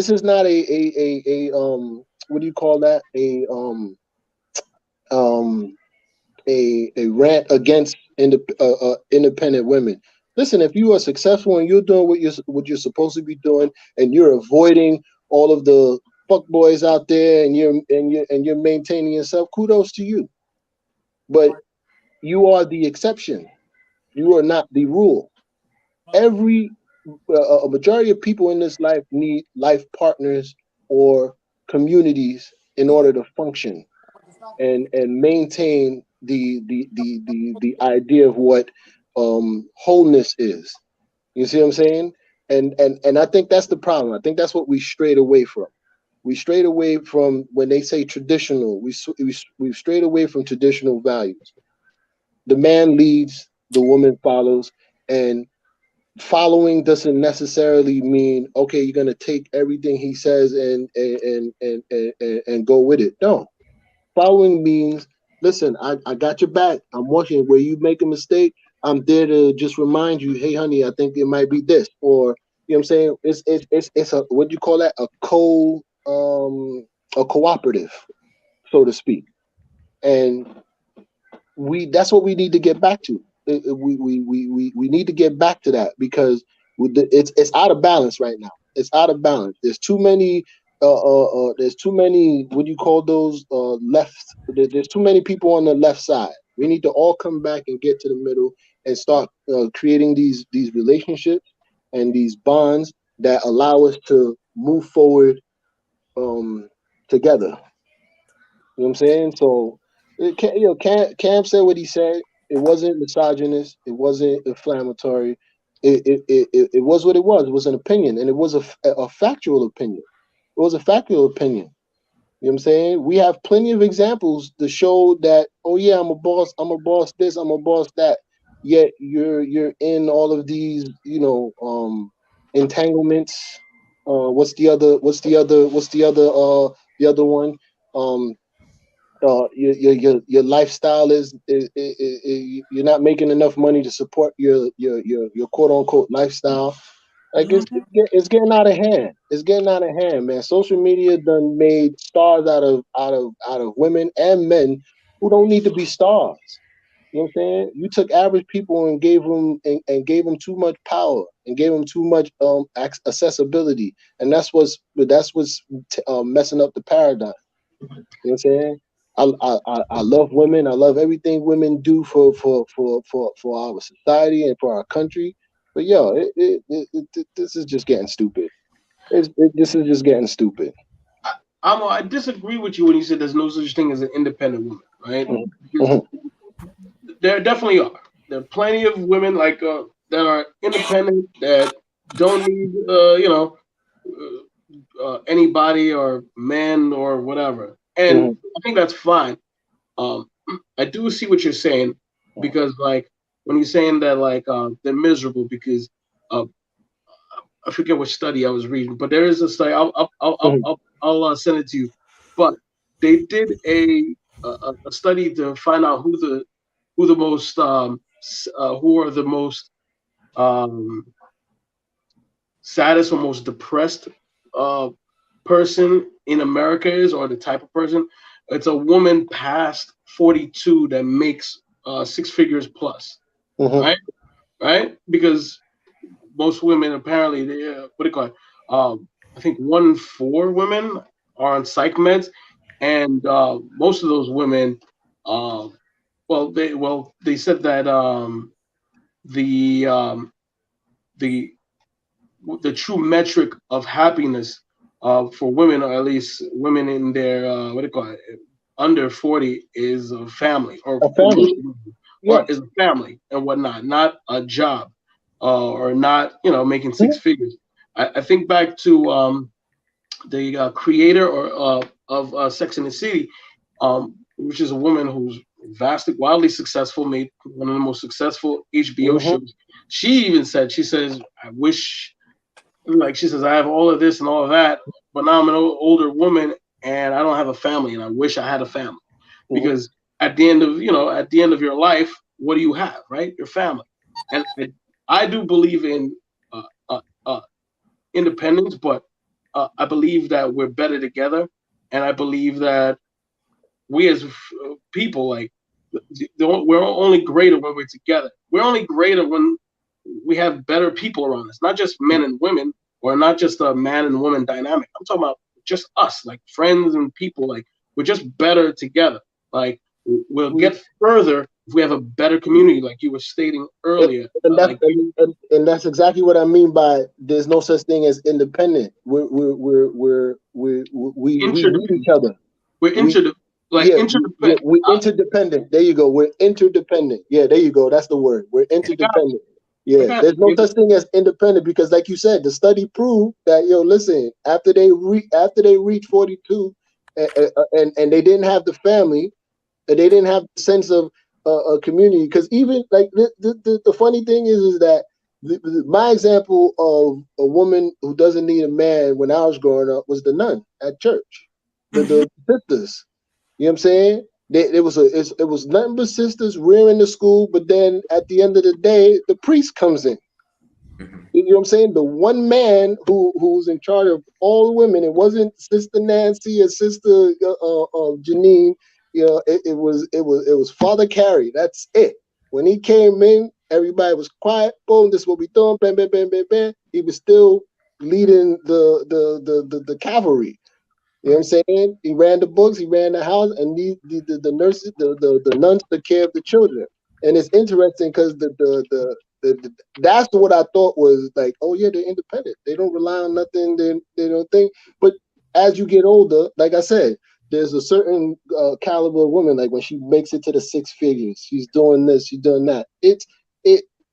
You need that. You need that input that you get from your opposite, the opposite sex, the opposite gender. You know, you need that. We're interdependent, bro. It can't be. It can't be. It can't. The society won't function without it. By the way, that what do you call it? That statistic that I gave was a research paper done by Psychology Today, and they said the most unhappiest woman is a woman, like I said, past 42 or older, with single, with no kids, like more like poor professionals, like some lawyers, doctors, etc. And the happiest were males, ages 39, making 150 to 200K a year, with kids, with or without kids. But I don't remember exactly. You said it was 1 in 4. You said the for the women 42 and over, it was like 1 in 4 women. Well, women what do you call it? Women, 1 in 4 women, period. Irregardless of dating status or whatever, 1 in 4 are on some type of psychotropic. Okay. You know what I'm saying? 1 in 4. So there's a big problem when you have 25% of our population that are on what do you call it? Big serious psychotic meds. Mm-hmm. Yeah. I wanted to ask, have you gentlemen ever seen any successful alternative to what Cam Newton is asking for? And by successful, I mean like you've somehow left a substantial change on the way society functions, or just the earth in general. I don't know. I think we're in such new times that, like, I mean, we've always got, like, up until like the past 20 years, 30 years, 40 years, like since women came into the workplace, like we've like been, we've done it the traditional way. Yeah. I think this is just new, and so I haven't seen it. I'm sure they're out there, but I haven't seen it as of yet, or not in a big way. I think in time we will see it. But if we look at statistics and how things were done and how other societies work, like I think that if we followed those, we'd probably be a little bit better. But I don't know. Maybe it might turn out. Maybe this is just one of those points in time where we're just kind of figuring it out as we go along. Has anybody else has anybody seen that personally or anecdotally? Sorry. Can't hear you, Prada. Prada, can't hear you. Where am I going?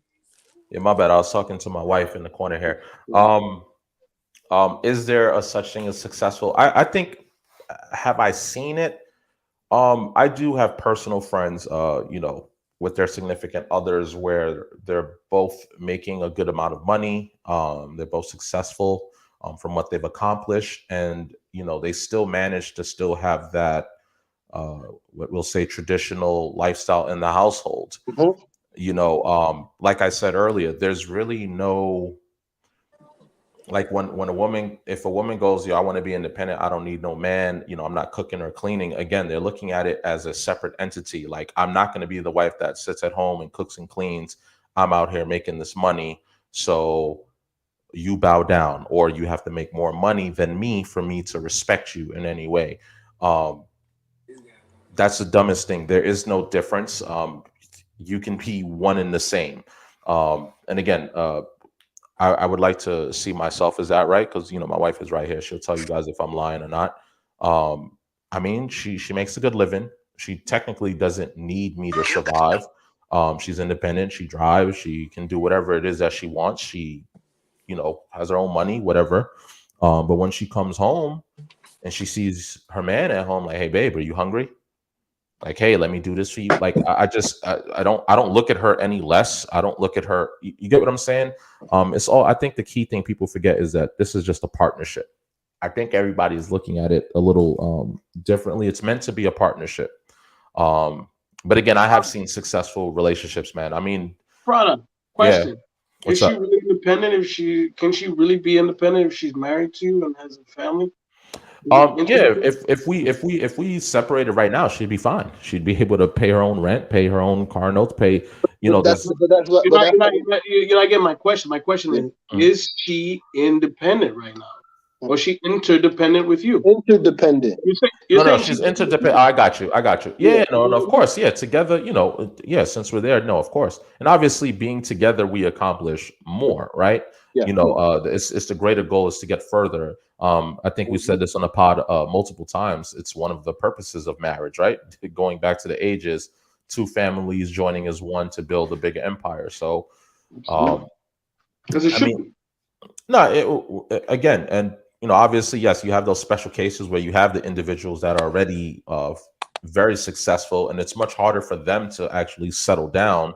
I was reading this thing where it was like, you're already successful. It's going to be hard to find like your true partner, right? Like I always make a joke and say, if I'm divorced, and I go back into the dating scene, which I have no business being in, but let's say I go back in there, I can't. I'm somewhat scared to kind of put it all on the table right at first because everyone has an agenda now. So it's like, hey, do you like me for me personally, or do you like me because of what I can do for you and your assets and things like that? So obviously I'm not a millionaire, not yet, but I can imagine someone that is extremely successful.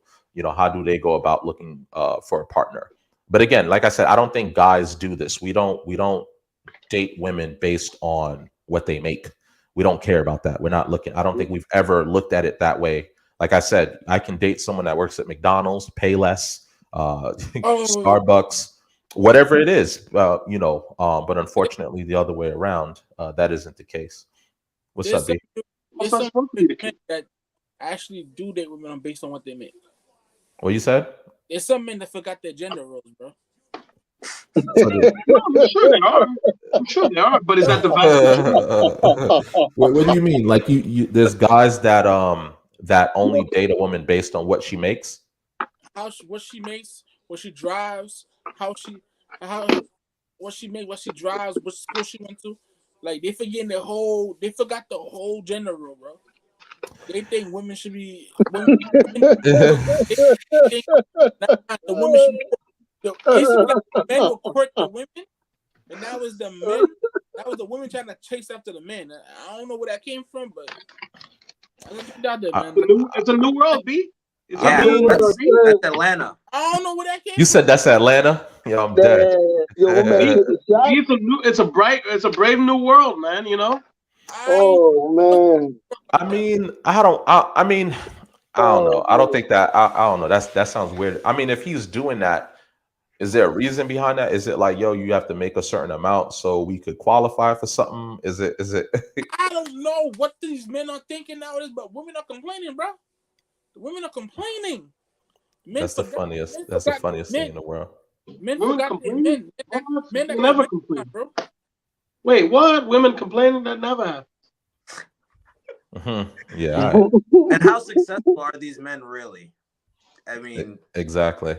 Well, what is success? I guess what does that even look like? I think a lot of people see. No. Let me clarify. They ain't got shit for themselves, but they need the women to have shit for them. You talking about homosexuals? Yeah, homosexuals. There you go. The homosexuals. There you go. That's exactly what you're talking about. That's exactly what you're talking about. You know what I'm saying? Date for the sake of a safe space. Yep. You know what I'm saying? That's just crazy. That is just crazy. No, I know that. Listen, it happens, man. But know that those are the men that be at the register too. They be hugging up on their women like they hugging up on a woman and shit. You're in the register, and she paid for shit. but he just standing there in the back. He just holding up on her. Nigga won't start the car. Nigga won't start the car. He won't even go hold the bags, but he hold up on her. Baby, grab me these Jordans. Come on, baby. Swipe your card and get this PlayStation real quick. Now, don't get it twisted. No, don't get it twisted. I love a woman that's gonna come through and you know, come home and, yo, this is what I got for you. I look at that. I look at that as actually There's a difference. It's a difference. Yeah. Come on, bring some stuff. Oh, baby, is I got for you. All right, cool. But if you've been home all day, you don't got a job. You ain't paying the bills. You ain't doing nothing. You just did, and I'm just saying, that's a liability. Yeah. There you go. My man said a liability. That's exactly that's the word right there. That is the word right there. My man, yep. It's just like you said, Prada. I mean, it's like you said, relationships, marriages are partnerships. You know, we look at these things the wrong way. And, you know, when you ask what successful really looks like, successful just depends on what your goal is.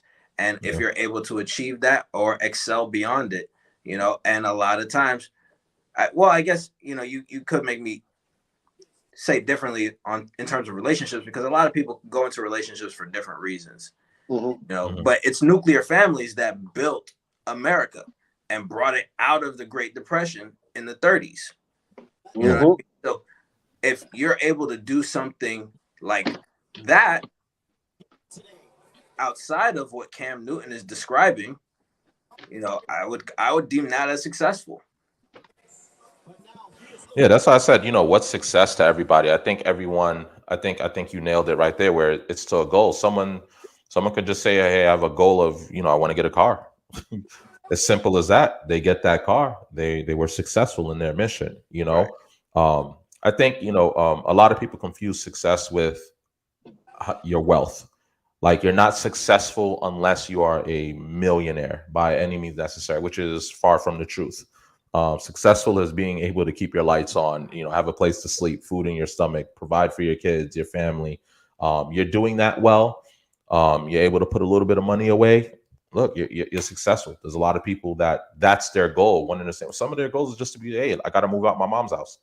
That's a goal. And once you do that, you're successful. So I think people have different views. And I mean, obviously, everyone wants to reach the highest of the high, right? Everybody wants to, oh, you know, I'm driving a Lambo, and that's what they view as success. You know, I have a mansion and things like that. And that's just financial freedom. You know, but, you know, again, everyone has different levels, right, babe? There's only one definition of successful that means anything. What's up? All right. There's only one definition. You are not successful until you are living. That is the only time you are successful. If you are not living, or you do not have the ability to live, you are not successful. I'm not talking about surviving and making ends meet. That's not living. That is not living. Living is being able to enjoy those small moments with your family, being able to take trips at your leisure without having to worry about whether or not there's some form of responsibilities is not taken care of. You know what I'm saying? Being able to just pay the bills and move on, that's not successful. You know what I'm saying? There's no cushion there. That means your system can collapse at any moment. You know what I'm saying? That's the success for me is when you have a system that no matter what, it'll continue to function and thrive. You know what I'm saying? Because I at this point in my life, I'm done surviving, bro. I'm living. I'm living. You know what I'm saying? I've been living. You know what I'm saying? And I don't plan on stop living. You know, and that is what everybody, every man should be striving for is to live. You know what I'm saying? Not to be worrying about where the next meal is coming from. Not to worry about whether or not my kids are fed. You know, those are all survival. That is survival kicking in. You know, check to check life. Yeah, the check to check life, man. That's a hard life to live, man. That is a hard life to live, man, because the anxiety and the pressure on your back alone. You know what I'm saying? You miss a day at work because you were sick. Oh God. Oh God. Yeah, you don't even got the sick days. You don't even got the sick days. Where we working at, man? You don't got the sick days. But even with the sick days, you know what I'm saying? Because you got the little overtime or the nighttime premium. You know what I'm saying? Or God forbid you break a leg or something. You know what I'm saying? And you can't even go into work. Jesus Christ. You know what I'm saying? That's not living, man. That is not living. If you are unable to live, you are not successful. That is the difference between the us and them right now. That is the difference between us and them. And when I say us, those who are living versus those who are surviving. You know what I'm saying? If you're surviving, what kind of life you have? You know what I'm saying? None. You just making it. You know what I'm saying? You have, and don't get me wrong. There are people who are happy with just making it, and that's okay. That is okay. That is okay. You know what I'm saying? If that is your station in life and you have accepted that, more power to you, because that's where your power lies. That's not where my power lies. You know what I'm saying? At the end of the day, man, I want to be able to, walk out the door and go, hey, let's take a little mini trip with the family. Let's go to the Poconos, or let's go to the water park. Let's go here. Let's create some memories. Let's have a brunch just with because. family. Yeah, you know what I'm saying? Like, oh no, I gotta save up to get this. You know what I'm saying? Like, you know what I'm saying? I get it. Yeah. I get it. You know what I'm saying? I get it. I understand it, because, you know what I'm saying, at a point in my life, I was there. I understand it 100%. But Jesus Christ. Let's start living, man. Let's start living, man. Let's start living. Let's start living. That's a stressful life, bro. It builds character. Listen, that life is either going to make you or break you. But hold on, but who said that? Who said it builds character? Me, man. That thing builds Hold character. on. What characteristic does that actually what strengthening? Like, because steel my starts work ethic, my work ethic, my confidence levels, man. So if I'm constantly beating my body 18 hours a day so I can make sure ends meet, that's building character. That's building. That's a wear and tear on the machine, bro. That's wear and tear on the machine. You know what it is? When you say he said the wear and tear on the body for 18 hours a day. That's wear and tear on the machine. I mean, bro. I think eventually it breaks down. No, obviously, and this is why you don't want to stay in that. When I say builds character, in the sense, like, we've all had jobs that we hate, right? Jobs that we didn't want to be at. But at the end of the day, we understood we needed the job, right? The job was a means to an end, in terms of not just specifically paying bills, but it was also like, okay, how do I improve from here? So although I didn't like my job, I also understood I had responsibilities outside of my job, right? So I always hated when people go, I can't work a 9 to 5, or man, my job annoyed me today, I'm quitting. And then you're gonna complain next week about your lights are off. Yo, let me borrow some money to pay my cell phone bill. Listen. This is what I mean why it builds character. Like, I've endured jobs that just sucked. I didn't like my bosses. I didn't like the job. I felt it was beneath me, dealing with trash and doing all of these things. But I understood there was an end goal.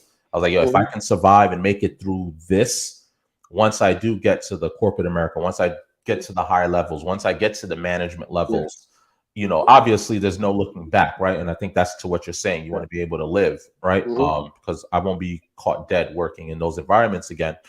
But I think surviving it and going through it and doing it with your head high and, holding that pain. Yes, the 18-hour shifts and, to get $300, you know what I'm saying? I mean, we all in our late 30s, thing like that. Minimum wage back in the day for us was 6 something, 7 something. What was it? 4.7. My first paycheck when I was 14 years old was $4.25 at that time. Was it? I think it was like $4.20. No, it was $3.75. $375 was the minimum. I feel it plays an important part. It made you a stronger person. You went through all that adversity and still were able to get through that and do better. A lot of people go through that and they just give up and say, this is what it is for me. This is as far as I can go. Life sucks. It is what it is. I'm content. Some people take that and it's like, you know what, damn, I know this sucks, but my daughter has to eat, bills have to be paid. Let me build a strategy in the back of my mind to, let me get promoted, take this title. And those are the few that I'm reaching out to right there. The few that actually break through the veil. You know what I'm saying? Because something that when you say something builds a character, by building character, it's an exercise. That means we actually progress past. Because if I'm just repeating the pattern over and over and over, it just becomes a habit. You know what I'm saying? Yeah. And that's not character. That's just a habit. No mental toughness in there. Yeah. Well, listen, you gotta have some kind of fortitude. Toughness. But the greater point is to put yourself through that. The greater point is you can't just struggle from from day to day. Yes. Whatever you're doing is not working. You gotta try to figure out a better way. I'm not saying it's gonna be easy, but you gotta figure out the way it's easy. But life ain't easy. I don't know anybody, even people who are rich, and have and have abundance. They still have their own things that they got. Life is always going to be hard. Would you rather be at hard, while riding your BMX bike, or would you rather be at hard driving in a BMW? I figure, listen, educate yourself, so you don't have to do that. You know what I mean? Nah, yeah, it's true. Nah, I mean, yeah, man. I mean, listen, what's a small example I could give? Like, look, all I eat is organic stuff now, organic eggs, or 100% juice, not 100% vitamin C, 100% juice.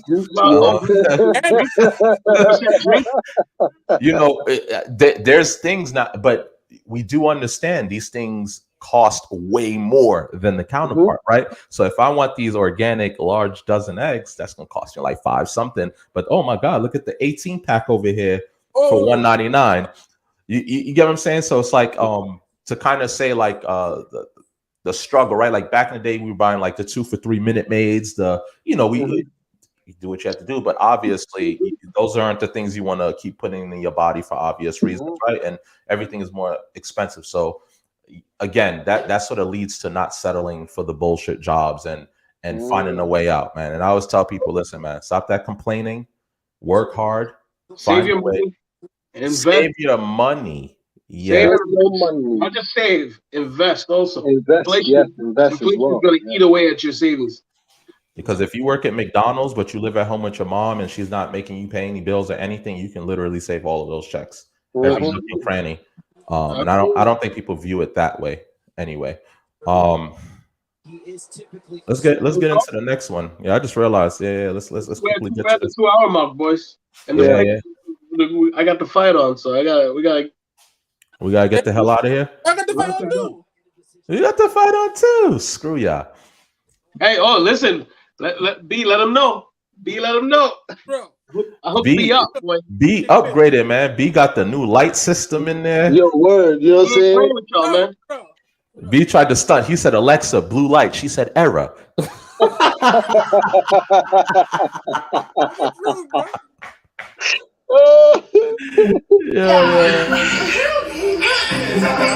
Who made that? Let me see. Click on it. What did I tell you guys? Hold on. Oh. Chloe, look at this. What? Let me see. I can put a pillow in the chair. Chloe, come here. What did I tell you? Look at everybody's face. I'm not sure what this means. This is a character in Roblox, and it says... What? I know, that's why I said. That's not my person. That's a game. Oh, it's a game? Oh, well then we're suing them if it's a game with my name and picture. There was a picture of my cry face, and then I looked at it, and it said something super inappropriate, like Kim's new sex tape. No, it was an inappropriate thing that popped up on his Roblox about me. It says they're leaking something that... Someone said this is supposed to be unreleased footage from my old sex tape. The last thing that I want as a mom is for my past to be brought up 20 years later, especially when it's this big party and my whole family's here. This is some real embarrassing shit and I need to deal with it. And I will deal with it. I just cannot believe this is happening right now. I go first. Nah, man, you always go Let's first. make it quick. Let's make it quick. Listen, you always go first. You always go first. That's good for her. That's good for her ass.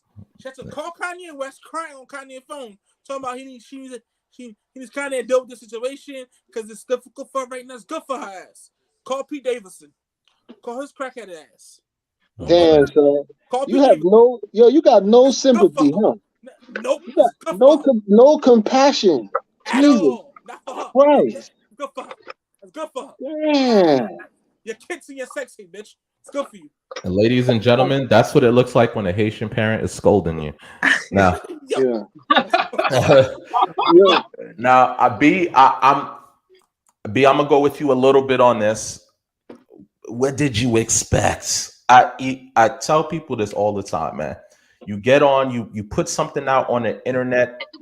You're gonna be a mom one day. You're gonna be a dad one day. What do you think? What do you think? This is why, especially with celebrity status, and there's a camera on you. These are things that you have to be extra careful for. Now, obviously, she didn't agree for the Ray J sex tape to be out. She actually even sued for it and actually won the case and got settled or whatever. But it doesn't change the fact that it was put out into the world. Yeah. And you knew that you were being recorded in the first place. You know what you're doing. It's just like, not that I watch Love and Hip Hop, but my wife used to years ago. And what's her name? Mimi and Stevie. What is it? Hip Hop? Yeah, she went and did a whole sex tape and put that out. And I'm like, yo, first of all, great. You're acrobatic on the shower poles and all of that. But like, yo, you have kids. Like, you're going to see that. Like, you know what I'm saying? So, what did you expect? Kim, like, what did you think was gonna happen? Like, yo, you're a super celebrity. Like, that's gonna be brought up. Your kids will find out. At the end of it. And the fact that he found out on Roblox, like you're not safe nowhere. Yeah. Here's the thing too. She said that was a little disappointing too. Just from a parent's perspective, she's like, thank God my son can't read. And how old is that kid? Does anyone know? What do you mean he can't read? He definitely can read. Yeah, like she OD'd. I said, he can't read at that age with your resources? That's ridiculous. Yeah. She literally said that. I was like, wait a minute, what you mean? Thank God he can't read. Like, he probably knows 3 different languages. No, I don't see that. The humor in it for me is that my man, he found out on Roblox. So everybody who had kids, if you don't know what Roblox is this pixelated world that when we was kids and used to play Mario, Super Mario, and Mario used to jump. It's literally a world created out of these little pixels, and the creativity of the the content creators on Roblox are so creative that it blows my mind, because I'm looking at it and I'm like, yeah, this is trash. When you're looking at, if you're looking for graphics, it ain't it. But the creativity that happens throughout this world is amazing. And I was laughing because my man, he gave the computer over. He's like, "Man, look." Yo, he's laughing his ass off. I was like, here it comes. You see, but here's the thing. He's innocent still, right? So he wasn't fully aware of what he found. And I'm just hoping that when he did click the button, that the tape didn't even pop up. It was just like a reference to the tape. And it was more like a it was a reference to the tape. Like they recreated the whole thing over in Roblox and pixelated things. So you got to use your imagination. But it was actually a sex tape, but it was saying they're gonna release it in a certain amount of time. Don't happen.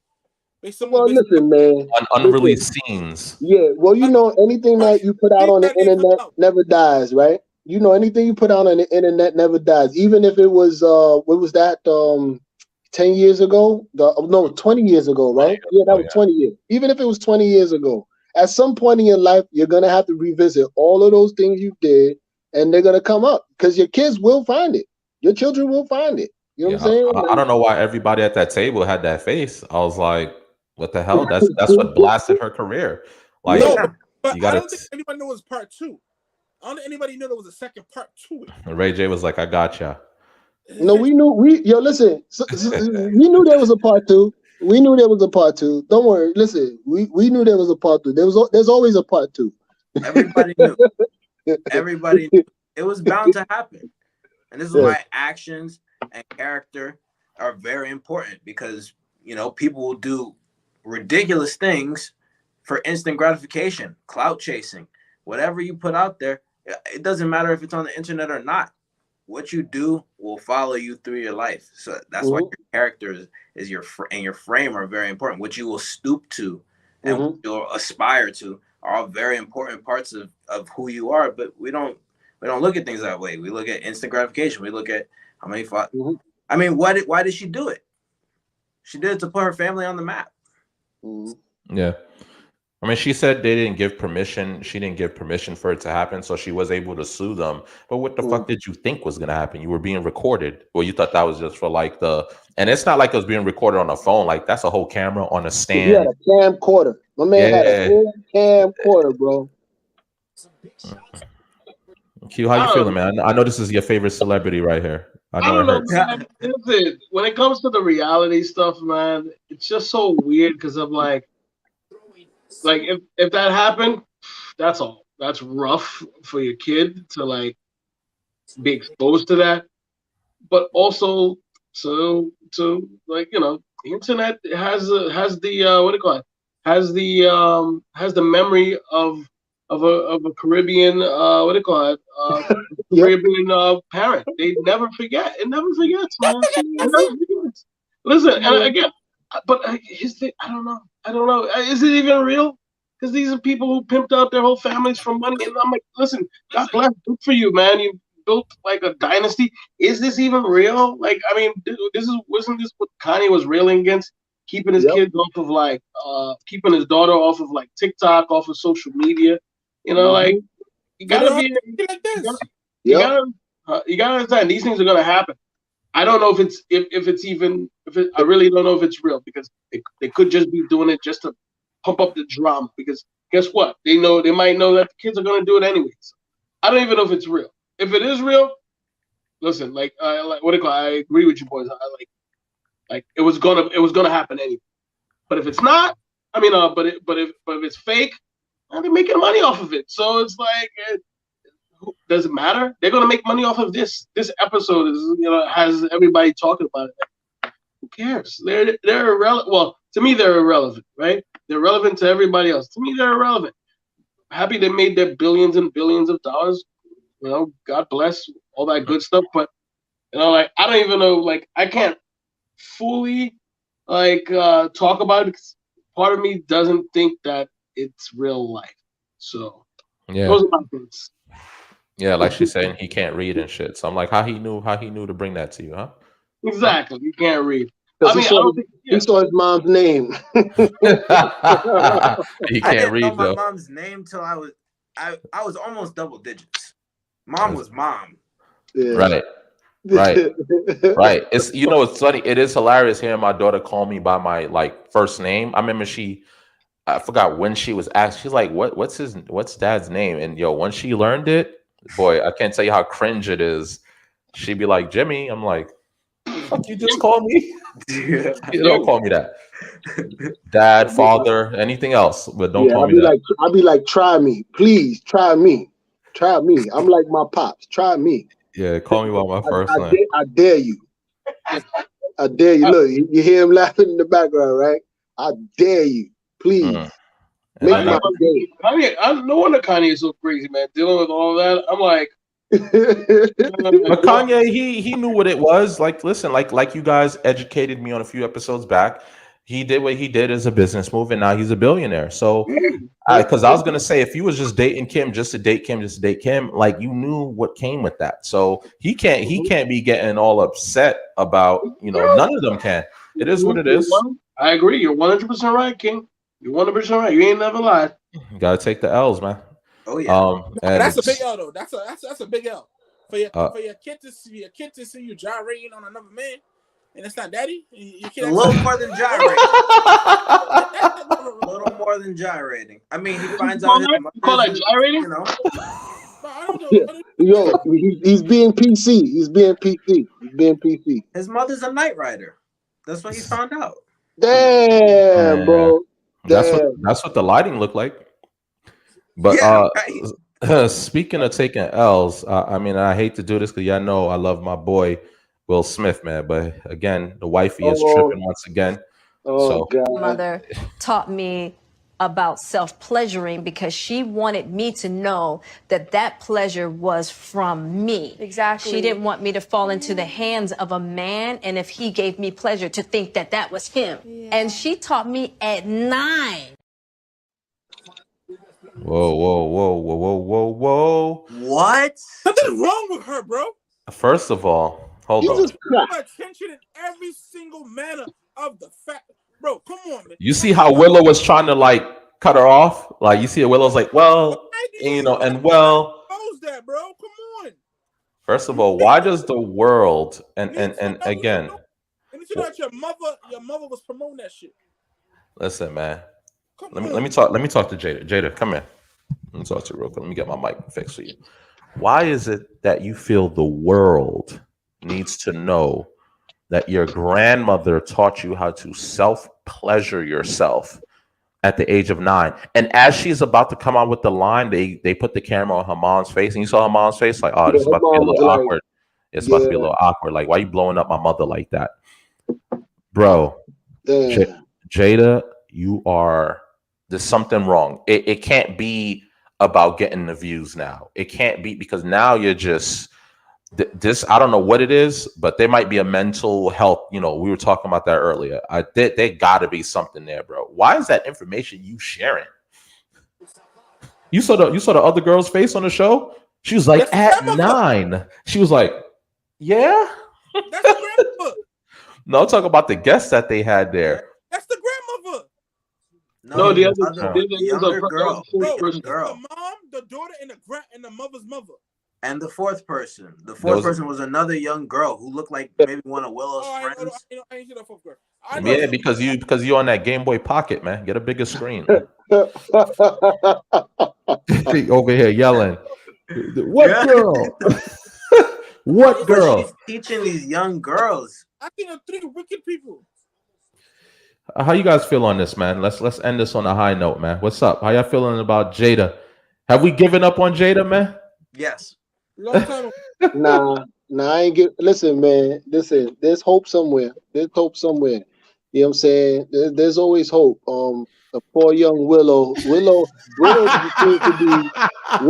seems to be the yes, ma'am, yes, because every time her mom is speaking, she's like, yes, and I'm like, are you listening to are you hearing what is happening right now? Like, you know what I'm saying? I guarantee you, sooner or later on this Red Talk, they're gonna say something, and she's just gonna be like, yes, and you're gonna be like, oh, she's doing what your old folks do when they in a conversation, but they listening, but they not listening. They're like, yeah, but oh man, this one is just like I said, it's almost like she's spinning out. She at this point you spinning out. The world sees you differently because at one point, you was the top of the food chain. Your status has diminished, and it's on a steady decline right now. And hopefully, your daughter sees that as an example and changes the direction and starts to make sure she is viewed Oh my god. An example of what not to do. Yeah, I'm yeah. sorry. I'm sorry for laughing, bro. I'm sorry, but Listen, Hold on. I want you to if the mother is messed up in the head, the grandma was messed up in the head. Who said the grandma? Who said the grandma messed up? Read what you said. My grandma taught me how to masturbate at 9 years old. Listen. That's family. See, that to me, that's airing out your family business. You know what I'm saying? I don't even listen. The grandma probably like, you ain't supposed to share that. I ain't say nothing. You know what I'm saying? The grandma probably like, yo, you wasn't supposed to share that. What exactly is happening here? You know what I'm saying? Say something. Why is she just sending this? Why is she just sending this sensation? Well, B, to your point, right? When you say why would the grandmother show her that, keep in mind though that the older generations, they've what was normal to them is very questionable now. Right? Yeah. Like you could have a great grandfather, like he married his wife when she was like 15 and he was like 23, and that was normalized. It wasn't the things that you deem now that we all deem sort of strange and weird. Probably the grandma was like, hey, let me just, teach you this or whatever. But again, to Amel's point, I guarantee you, like even that probably threw Willow off, that threw the mom off. They're like, bro, this is like, I don't know if they discuss what they're going to talk about before the show. They don't? Is that, I guess that's to give it that. I don't think you gonna open your mouth and actually discuss that, and everyone on the table agree. Like, yeah, we're gonna talk about me masturbating at 9 years old. Oh man, I don't think so, bro. Let's flip it. Let's flip it around. Let's flip it around, gents. I don't have any problem. Okay, what you teach your kids is what you teach your kids, right? It is what it is. I don't think we should shy away from like teaching our kids about like our bodies and whatnot. Yeah. But there is certain things like when you raise a kid, you have to teach them in a way so that they can conceptualize things, right?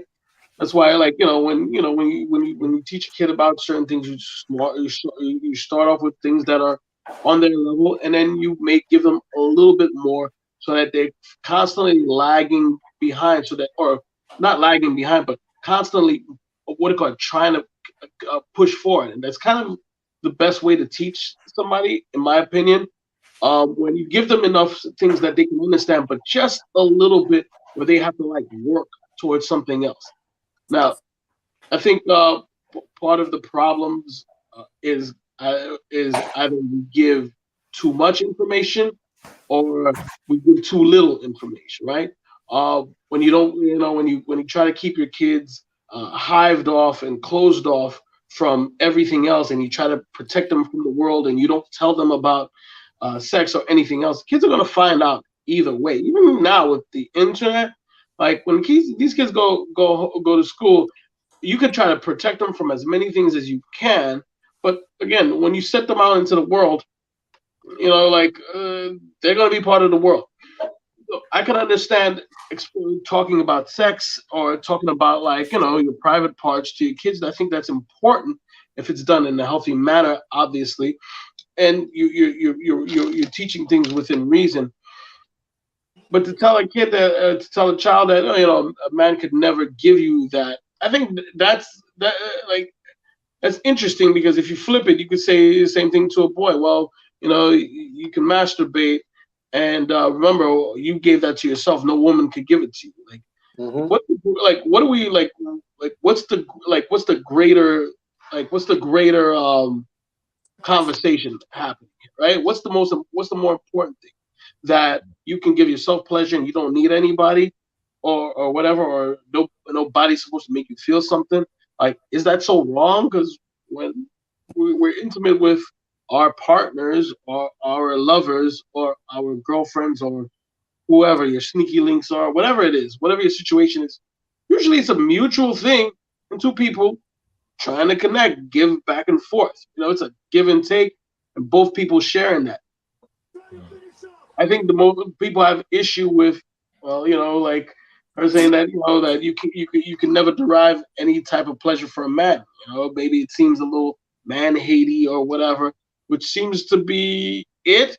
I think that's what people are having issues with. Is that what you boys are seeing, or maybe I'm good? I'm just going too deep into it. I mean, first of all, I mean, you guys can correct me if I'm wrong. Like, having sex with a woman is far better than masturbating. I mean, I mean, I'm just saying. I mean, hey, I don't know who just. The fight is lit. I'm sorry, boys. The fight is lit. Nah, do what you gotta do. I mean, you know, for someone to say something like that, like, you know, this is something that you can give to yourself. Like, I get it, but it's like, if I had the option to masturbate or sleep with a woman, I would sleep with the woman. Like, you come and jerk me off. But I'm gonna be like, nah, you sit right there. I prefer to do this myself. Like, what the fuck? Like, no. What are we talking about? Nah, yo, man, yo, B.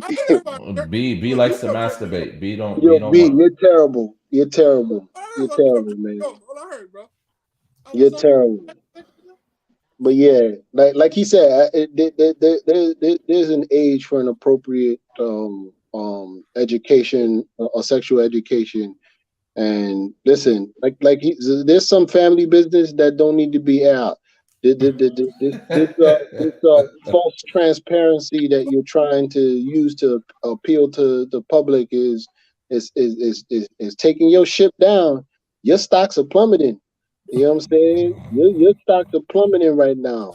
What DL Hughley said, y'all not living off of those royalties from Set It Off. Like, yeah. No, definitely not. Definitely not. You're living off of the 350 million that your husband built up. Don't get it twisted. Yeah. That he built. He built, because she ain't do. I don't know what this woman's capable of doing, but I ain't even seen it in shit since Set It Off. Listen, every time I be like, yo, Jada, I mean, like, you know, she's done things in her career, but overall, in the grand scheme of things, I'll be like, yo, like, she hasn't done really shit. Like, no one give a fuck about, you know, her. I just saw a video of her in a rock, like, she had her own rock band, bro. I didn't even know that. That goes to show you. Give me one song a rock band ever made that actually matters. No, I don't know. That's what I'm saying. I never knew she even did that kind of music or was even a performer at all. So that's what she did, bro. Her husband sponsored, and she was bad at it. I mean, you know, he's supporting his wife. He's supporting his wife. I'm not gonna knock him on that. No compassion. Yo, B has no compassion at all. Damn, man. The woman is trying to find herself, man. Yeah, but yo, Dan. You're talking about masturbating at 9 years old on TV. Basically, everyone's watching on Facebook TV. Everyone's watching this, and that's the topic you bring out. I mean, let's be real. What does Jada really talk that's about? That's you talking about. Wait, bro, come on, bro. Jada has been talking about her sexual preferences almost entirely. That's all she talks about. It's very clear. I mean, based off of that other Red Table Talks where she basically said that Will Smith does not pleasure her, that's a big thing to her. But I mean, when we talk about success and goals, what's your goal? To be sexually pleased? What about after that? You know, it seems like she has a very serious issue with that, and it's spilling over into all of her other areas of life, even raising her daughter, which is, I mean, Willow's old enough now, but you know, I don't know about that other girl and everybody else who watches and looks up to Jada Pinkett Smith as a Black woman in the community. You know, I hate to always go to mental health, but you got to look at things and wonder, you know, if she needs to be in a nymphomaniac class, therapy, you know, course, or AA for nymphomaniacs, you know, because listen, leave Will's wife name out of your mouth, man. Keep my wife's name out of your mouth. Just so you know, boys, I grew up around a lot of women. This is how they talk, man. They talk about it like you think this is Red Table Talk is just like a microcosm of how a lot of women talk. Women be talking some crazy stuff. I've been like growing up. I've heard some. You think boys? They complain about boys having locker room talk. Bro, these chicks be getting in with it, man. Details. Q. Yo. Watch the fight. Watch the fight. No, yeah, But y'all look, man, stupid. right. Because I'm like, we had 2 hours 20 minutes. It's midnight. I thought we were supposed to cap it at 1:30, man. Man, we never finish on time, man. Nah, don't worry. Yeah, we could do It's some Ammo's closing fault, thoughts. man. Let's blame Yeah, Ammo we this could week. do. It's not me, man. It's not me. The Well, the final thought. thoughts. We're gonna leave Ammo out of this. That's the Yeah, final thoughts. like I said before, this my a recurring theme. You know what I'm saying? Protect your brand. You know what I'm saying? look out for those red flags. You know, find. Look, if you're looking for a keeper, you know, if she writes novels about killing her husband, yeah, that's probably not it. You know what I'm saying? What was the other one? The Cam Newton. What my way? Listen, other people's perceptions of what you should be shouldn't affect you. You know what I'm saying? This is a generalized idea, and listen, we need those interdependencies to be stronger. That's it. That's all I gotta say. My final thoughts is this was a fantastic episode. I appreciate you guys. Now let me stop. As far as like the mass shooting situation, again, you know, I'm happy that no one was hurt in that situation.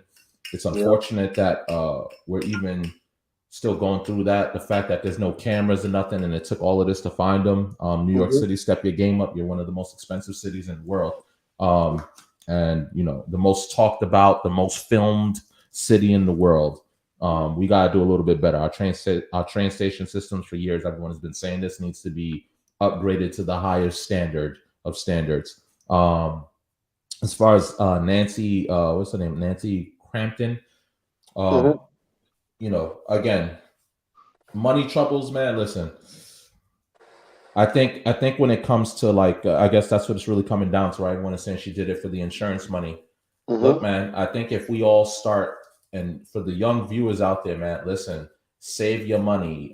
Get out of your head and thinking that impressing people is the most important thing to do. I can't tell you how many thousands and thousands of dollars I probably wasted on clothes, on shit that means nothing to me, that I would have benefited a lot more in my younger adult life. You get what I'm saying?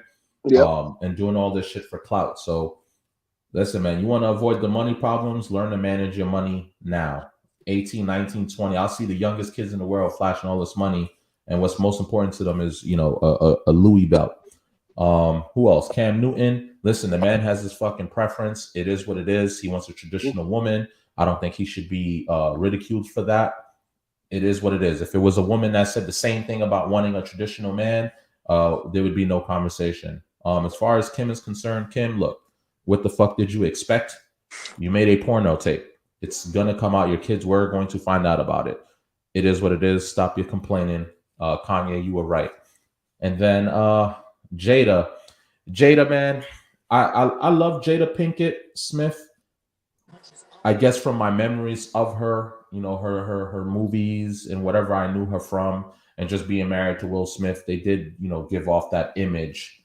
Yes. Of you know, this is before Jay-Z and Beyonce, I want to say, right? They were like literally that was the couple, you know, for the community. And it's just unfortunate that, you know, I understand you have a talk show, and I understand it's meant to, you know, have real conversations, but some shit is just really meant to be kept inside. Like, I can talk about family secrets all day, but I wouldn't say something that's just so compromising. You know, and again, we've seen a recent video of Will where she's recording him, and he's like, yo, like, social media, that's like my bread and butter. Like, you just can't be recording me like that. And she's just like, you know, tell them how the doctor helped us be better as a couple. And he's just like, what the fuck? Like, and it's true. It's like, yo, not everything is for social media. And even if you on Red Table Talk and Will is nowhere near it, you're his wife. You represent the brand as well. So Jada, just cut it the fuck out. Talk about something else. Don't overshare. I guess that's more or less because again, QU was right. There are a lot of women that have these conversations, and they do, but it's always like in that quiet setting. They don't have the audience of millions and billions of people. But yeah, Jada, keep your mouth shut, man. And for you women out there too that like to come on social media and complain about your man and all that bullshit on social media or what's going on in your life, no one needs to fucking know. Nah, no one cares.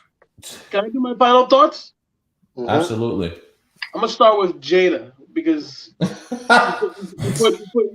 you know, just because you're on the topic. I think you're right in what you're saying, but also, you know what? She has a right to do whatever she wants. It's her life. You know, she doesn't think there's anything wrong with it. She doesn't think it's hurting her husband. If she thinks she wants to put all her business out there, put it on it. Everybody else who feels like they need to put all of these details and all these things about their life on the internet, go for it. Do it. Just don't complain when things what do you call it, when you get a negative reaction towards it. That's all I'm saying. Say whatever you want to say. This is a free country, baby. Free speech. We all have that. Do what you want to do. I would say to people who know me and the people in my family, stay away from these types of people. Stay away from these types of like women if you don't want your business out there, because if they're putting all their stuff out on social media and you're entwined with them in some way, shape, form, fashion, you got to be good. You got to be good with when she starts talking about you and all your things. You know, all I'm saying is, if they want to be out there, let them be out there. Stay the hell away from them if you don't want no parts of them. I don't deal with people that that I think are going to put my business out there. And if they do, then that's the last time I deal with it. You know, but God bless it. All it does is, for me, it tells me who to watch out for and who to stay the hell away from. You know, and these are very good learning lessons on what not to do, or if that's what you want your life to be, what to do. Go for it. As it goes to the gentleman, the gentleman who went on the rampage, mental health is important. You know, people need help out here, man. I'm happy that nobody passed, nobody got seriously like hurt. Thank God. But you know, like, listen, there's a lot of things to learn over here. This guy clearly has a lot of issues and wanted something, thought that he had no other choice but to do what he did. You know, some nefarious acts. Get help, boys and women and everybody out there. Like, you know, look after your mental. Your mental is your most important thing. You know. As it goes for my girl Nancy Brophy, hey, listen, the court, what do you call it? The case is still going.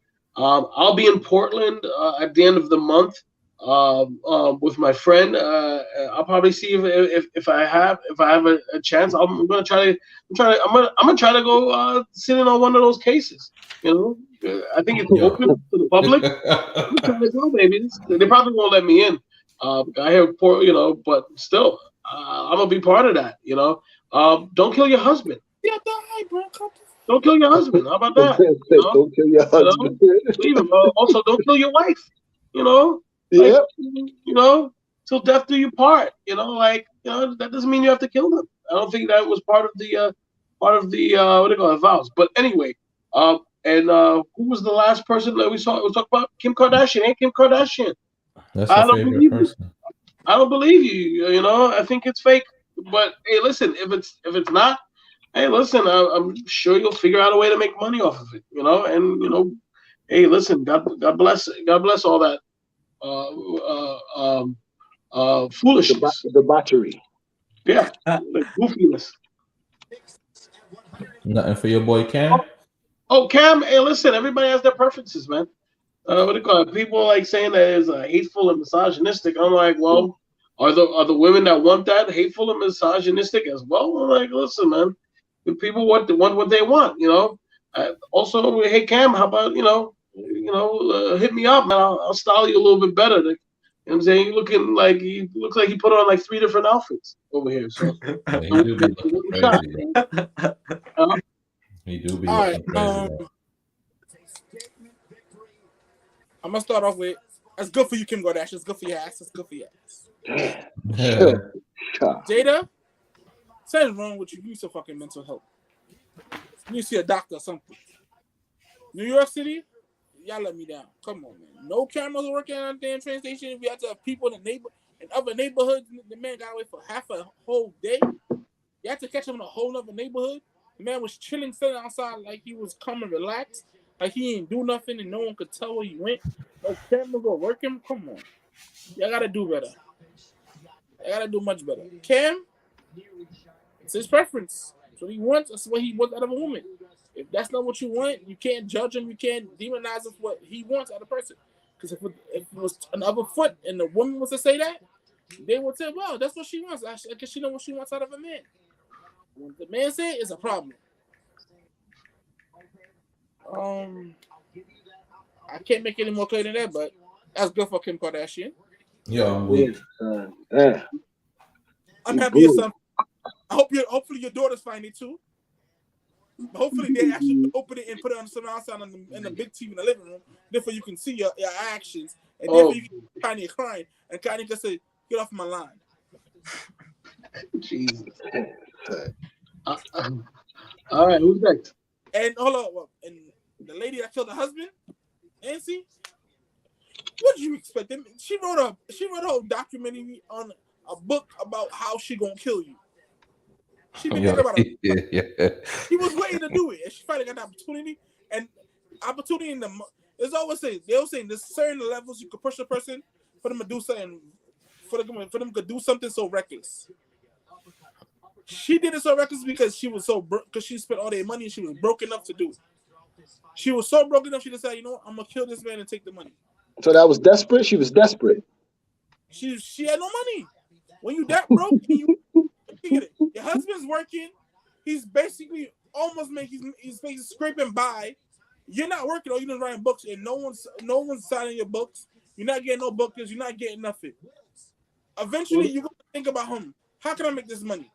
He got 11 life insurance policies on him. If I cash it out, how much I'm gonna make? You know what? Let me go kill him. Maybe I might get away with it. She gonna make some money off those books now. I promise you. In jail. In jail. In the commissary. Cap it off. I mean, I don't think anything I would say would differ from anything that the gentlemen have already said. I just want to shout out again the success of the podcast because, throughout this show, I've said success is your goals and, working towards that and succeeding and hitting that. Success is goals meets consistent action. And you guys are consistently banging it out. I'm glad to see Caribbean men, leading the community, sharing progressive thoughts. So I want to say salute all the gentlemen on the podcast. Salute all the viewers. B is looking at food right now. Give him a second. Yeah, B's looking at food. Q's looking at the fight. I ate my food already. I don't watch out. I ate my food. Yeah, stupid. Man, stupid. Yeah. No, I mean, yeah, I have to agree with that, man. Like I said, it's an honor to, just come up here and, come and conversate with you gentlemen. You guys are literally therapy, after a nice long weekend. Yes, it's beautiful. I have my wife upstairs. I can talk to her all day, but it's not the same as talking to men, you know what I mean? And having men, you know what I mean? And having a conversation in that light. So I definitely do appreciate the time spent with you guys. Let's all hold hands. Pass me your hands, B. Yeah, B. Hey, yo. Mental hands.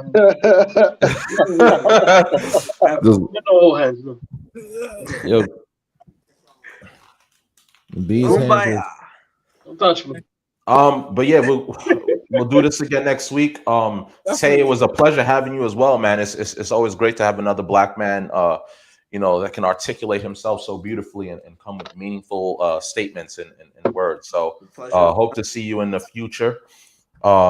Yeah. Ammo, go fuck yourself. What else I got? Nah.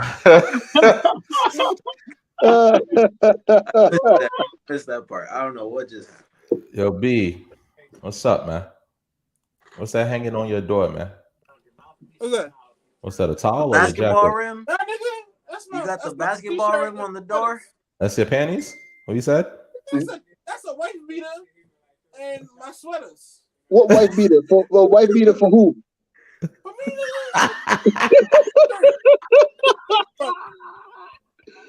Yo, sir. Yo, all right, shout out from Views for the East, fellas. You know what I'm saying? You know what I'm saying? Folks, we appreciate y'all. Yo.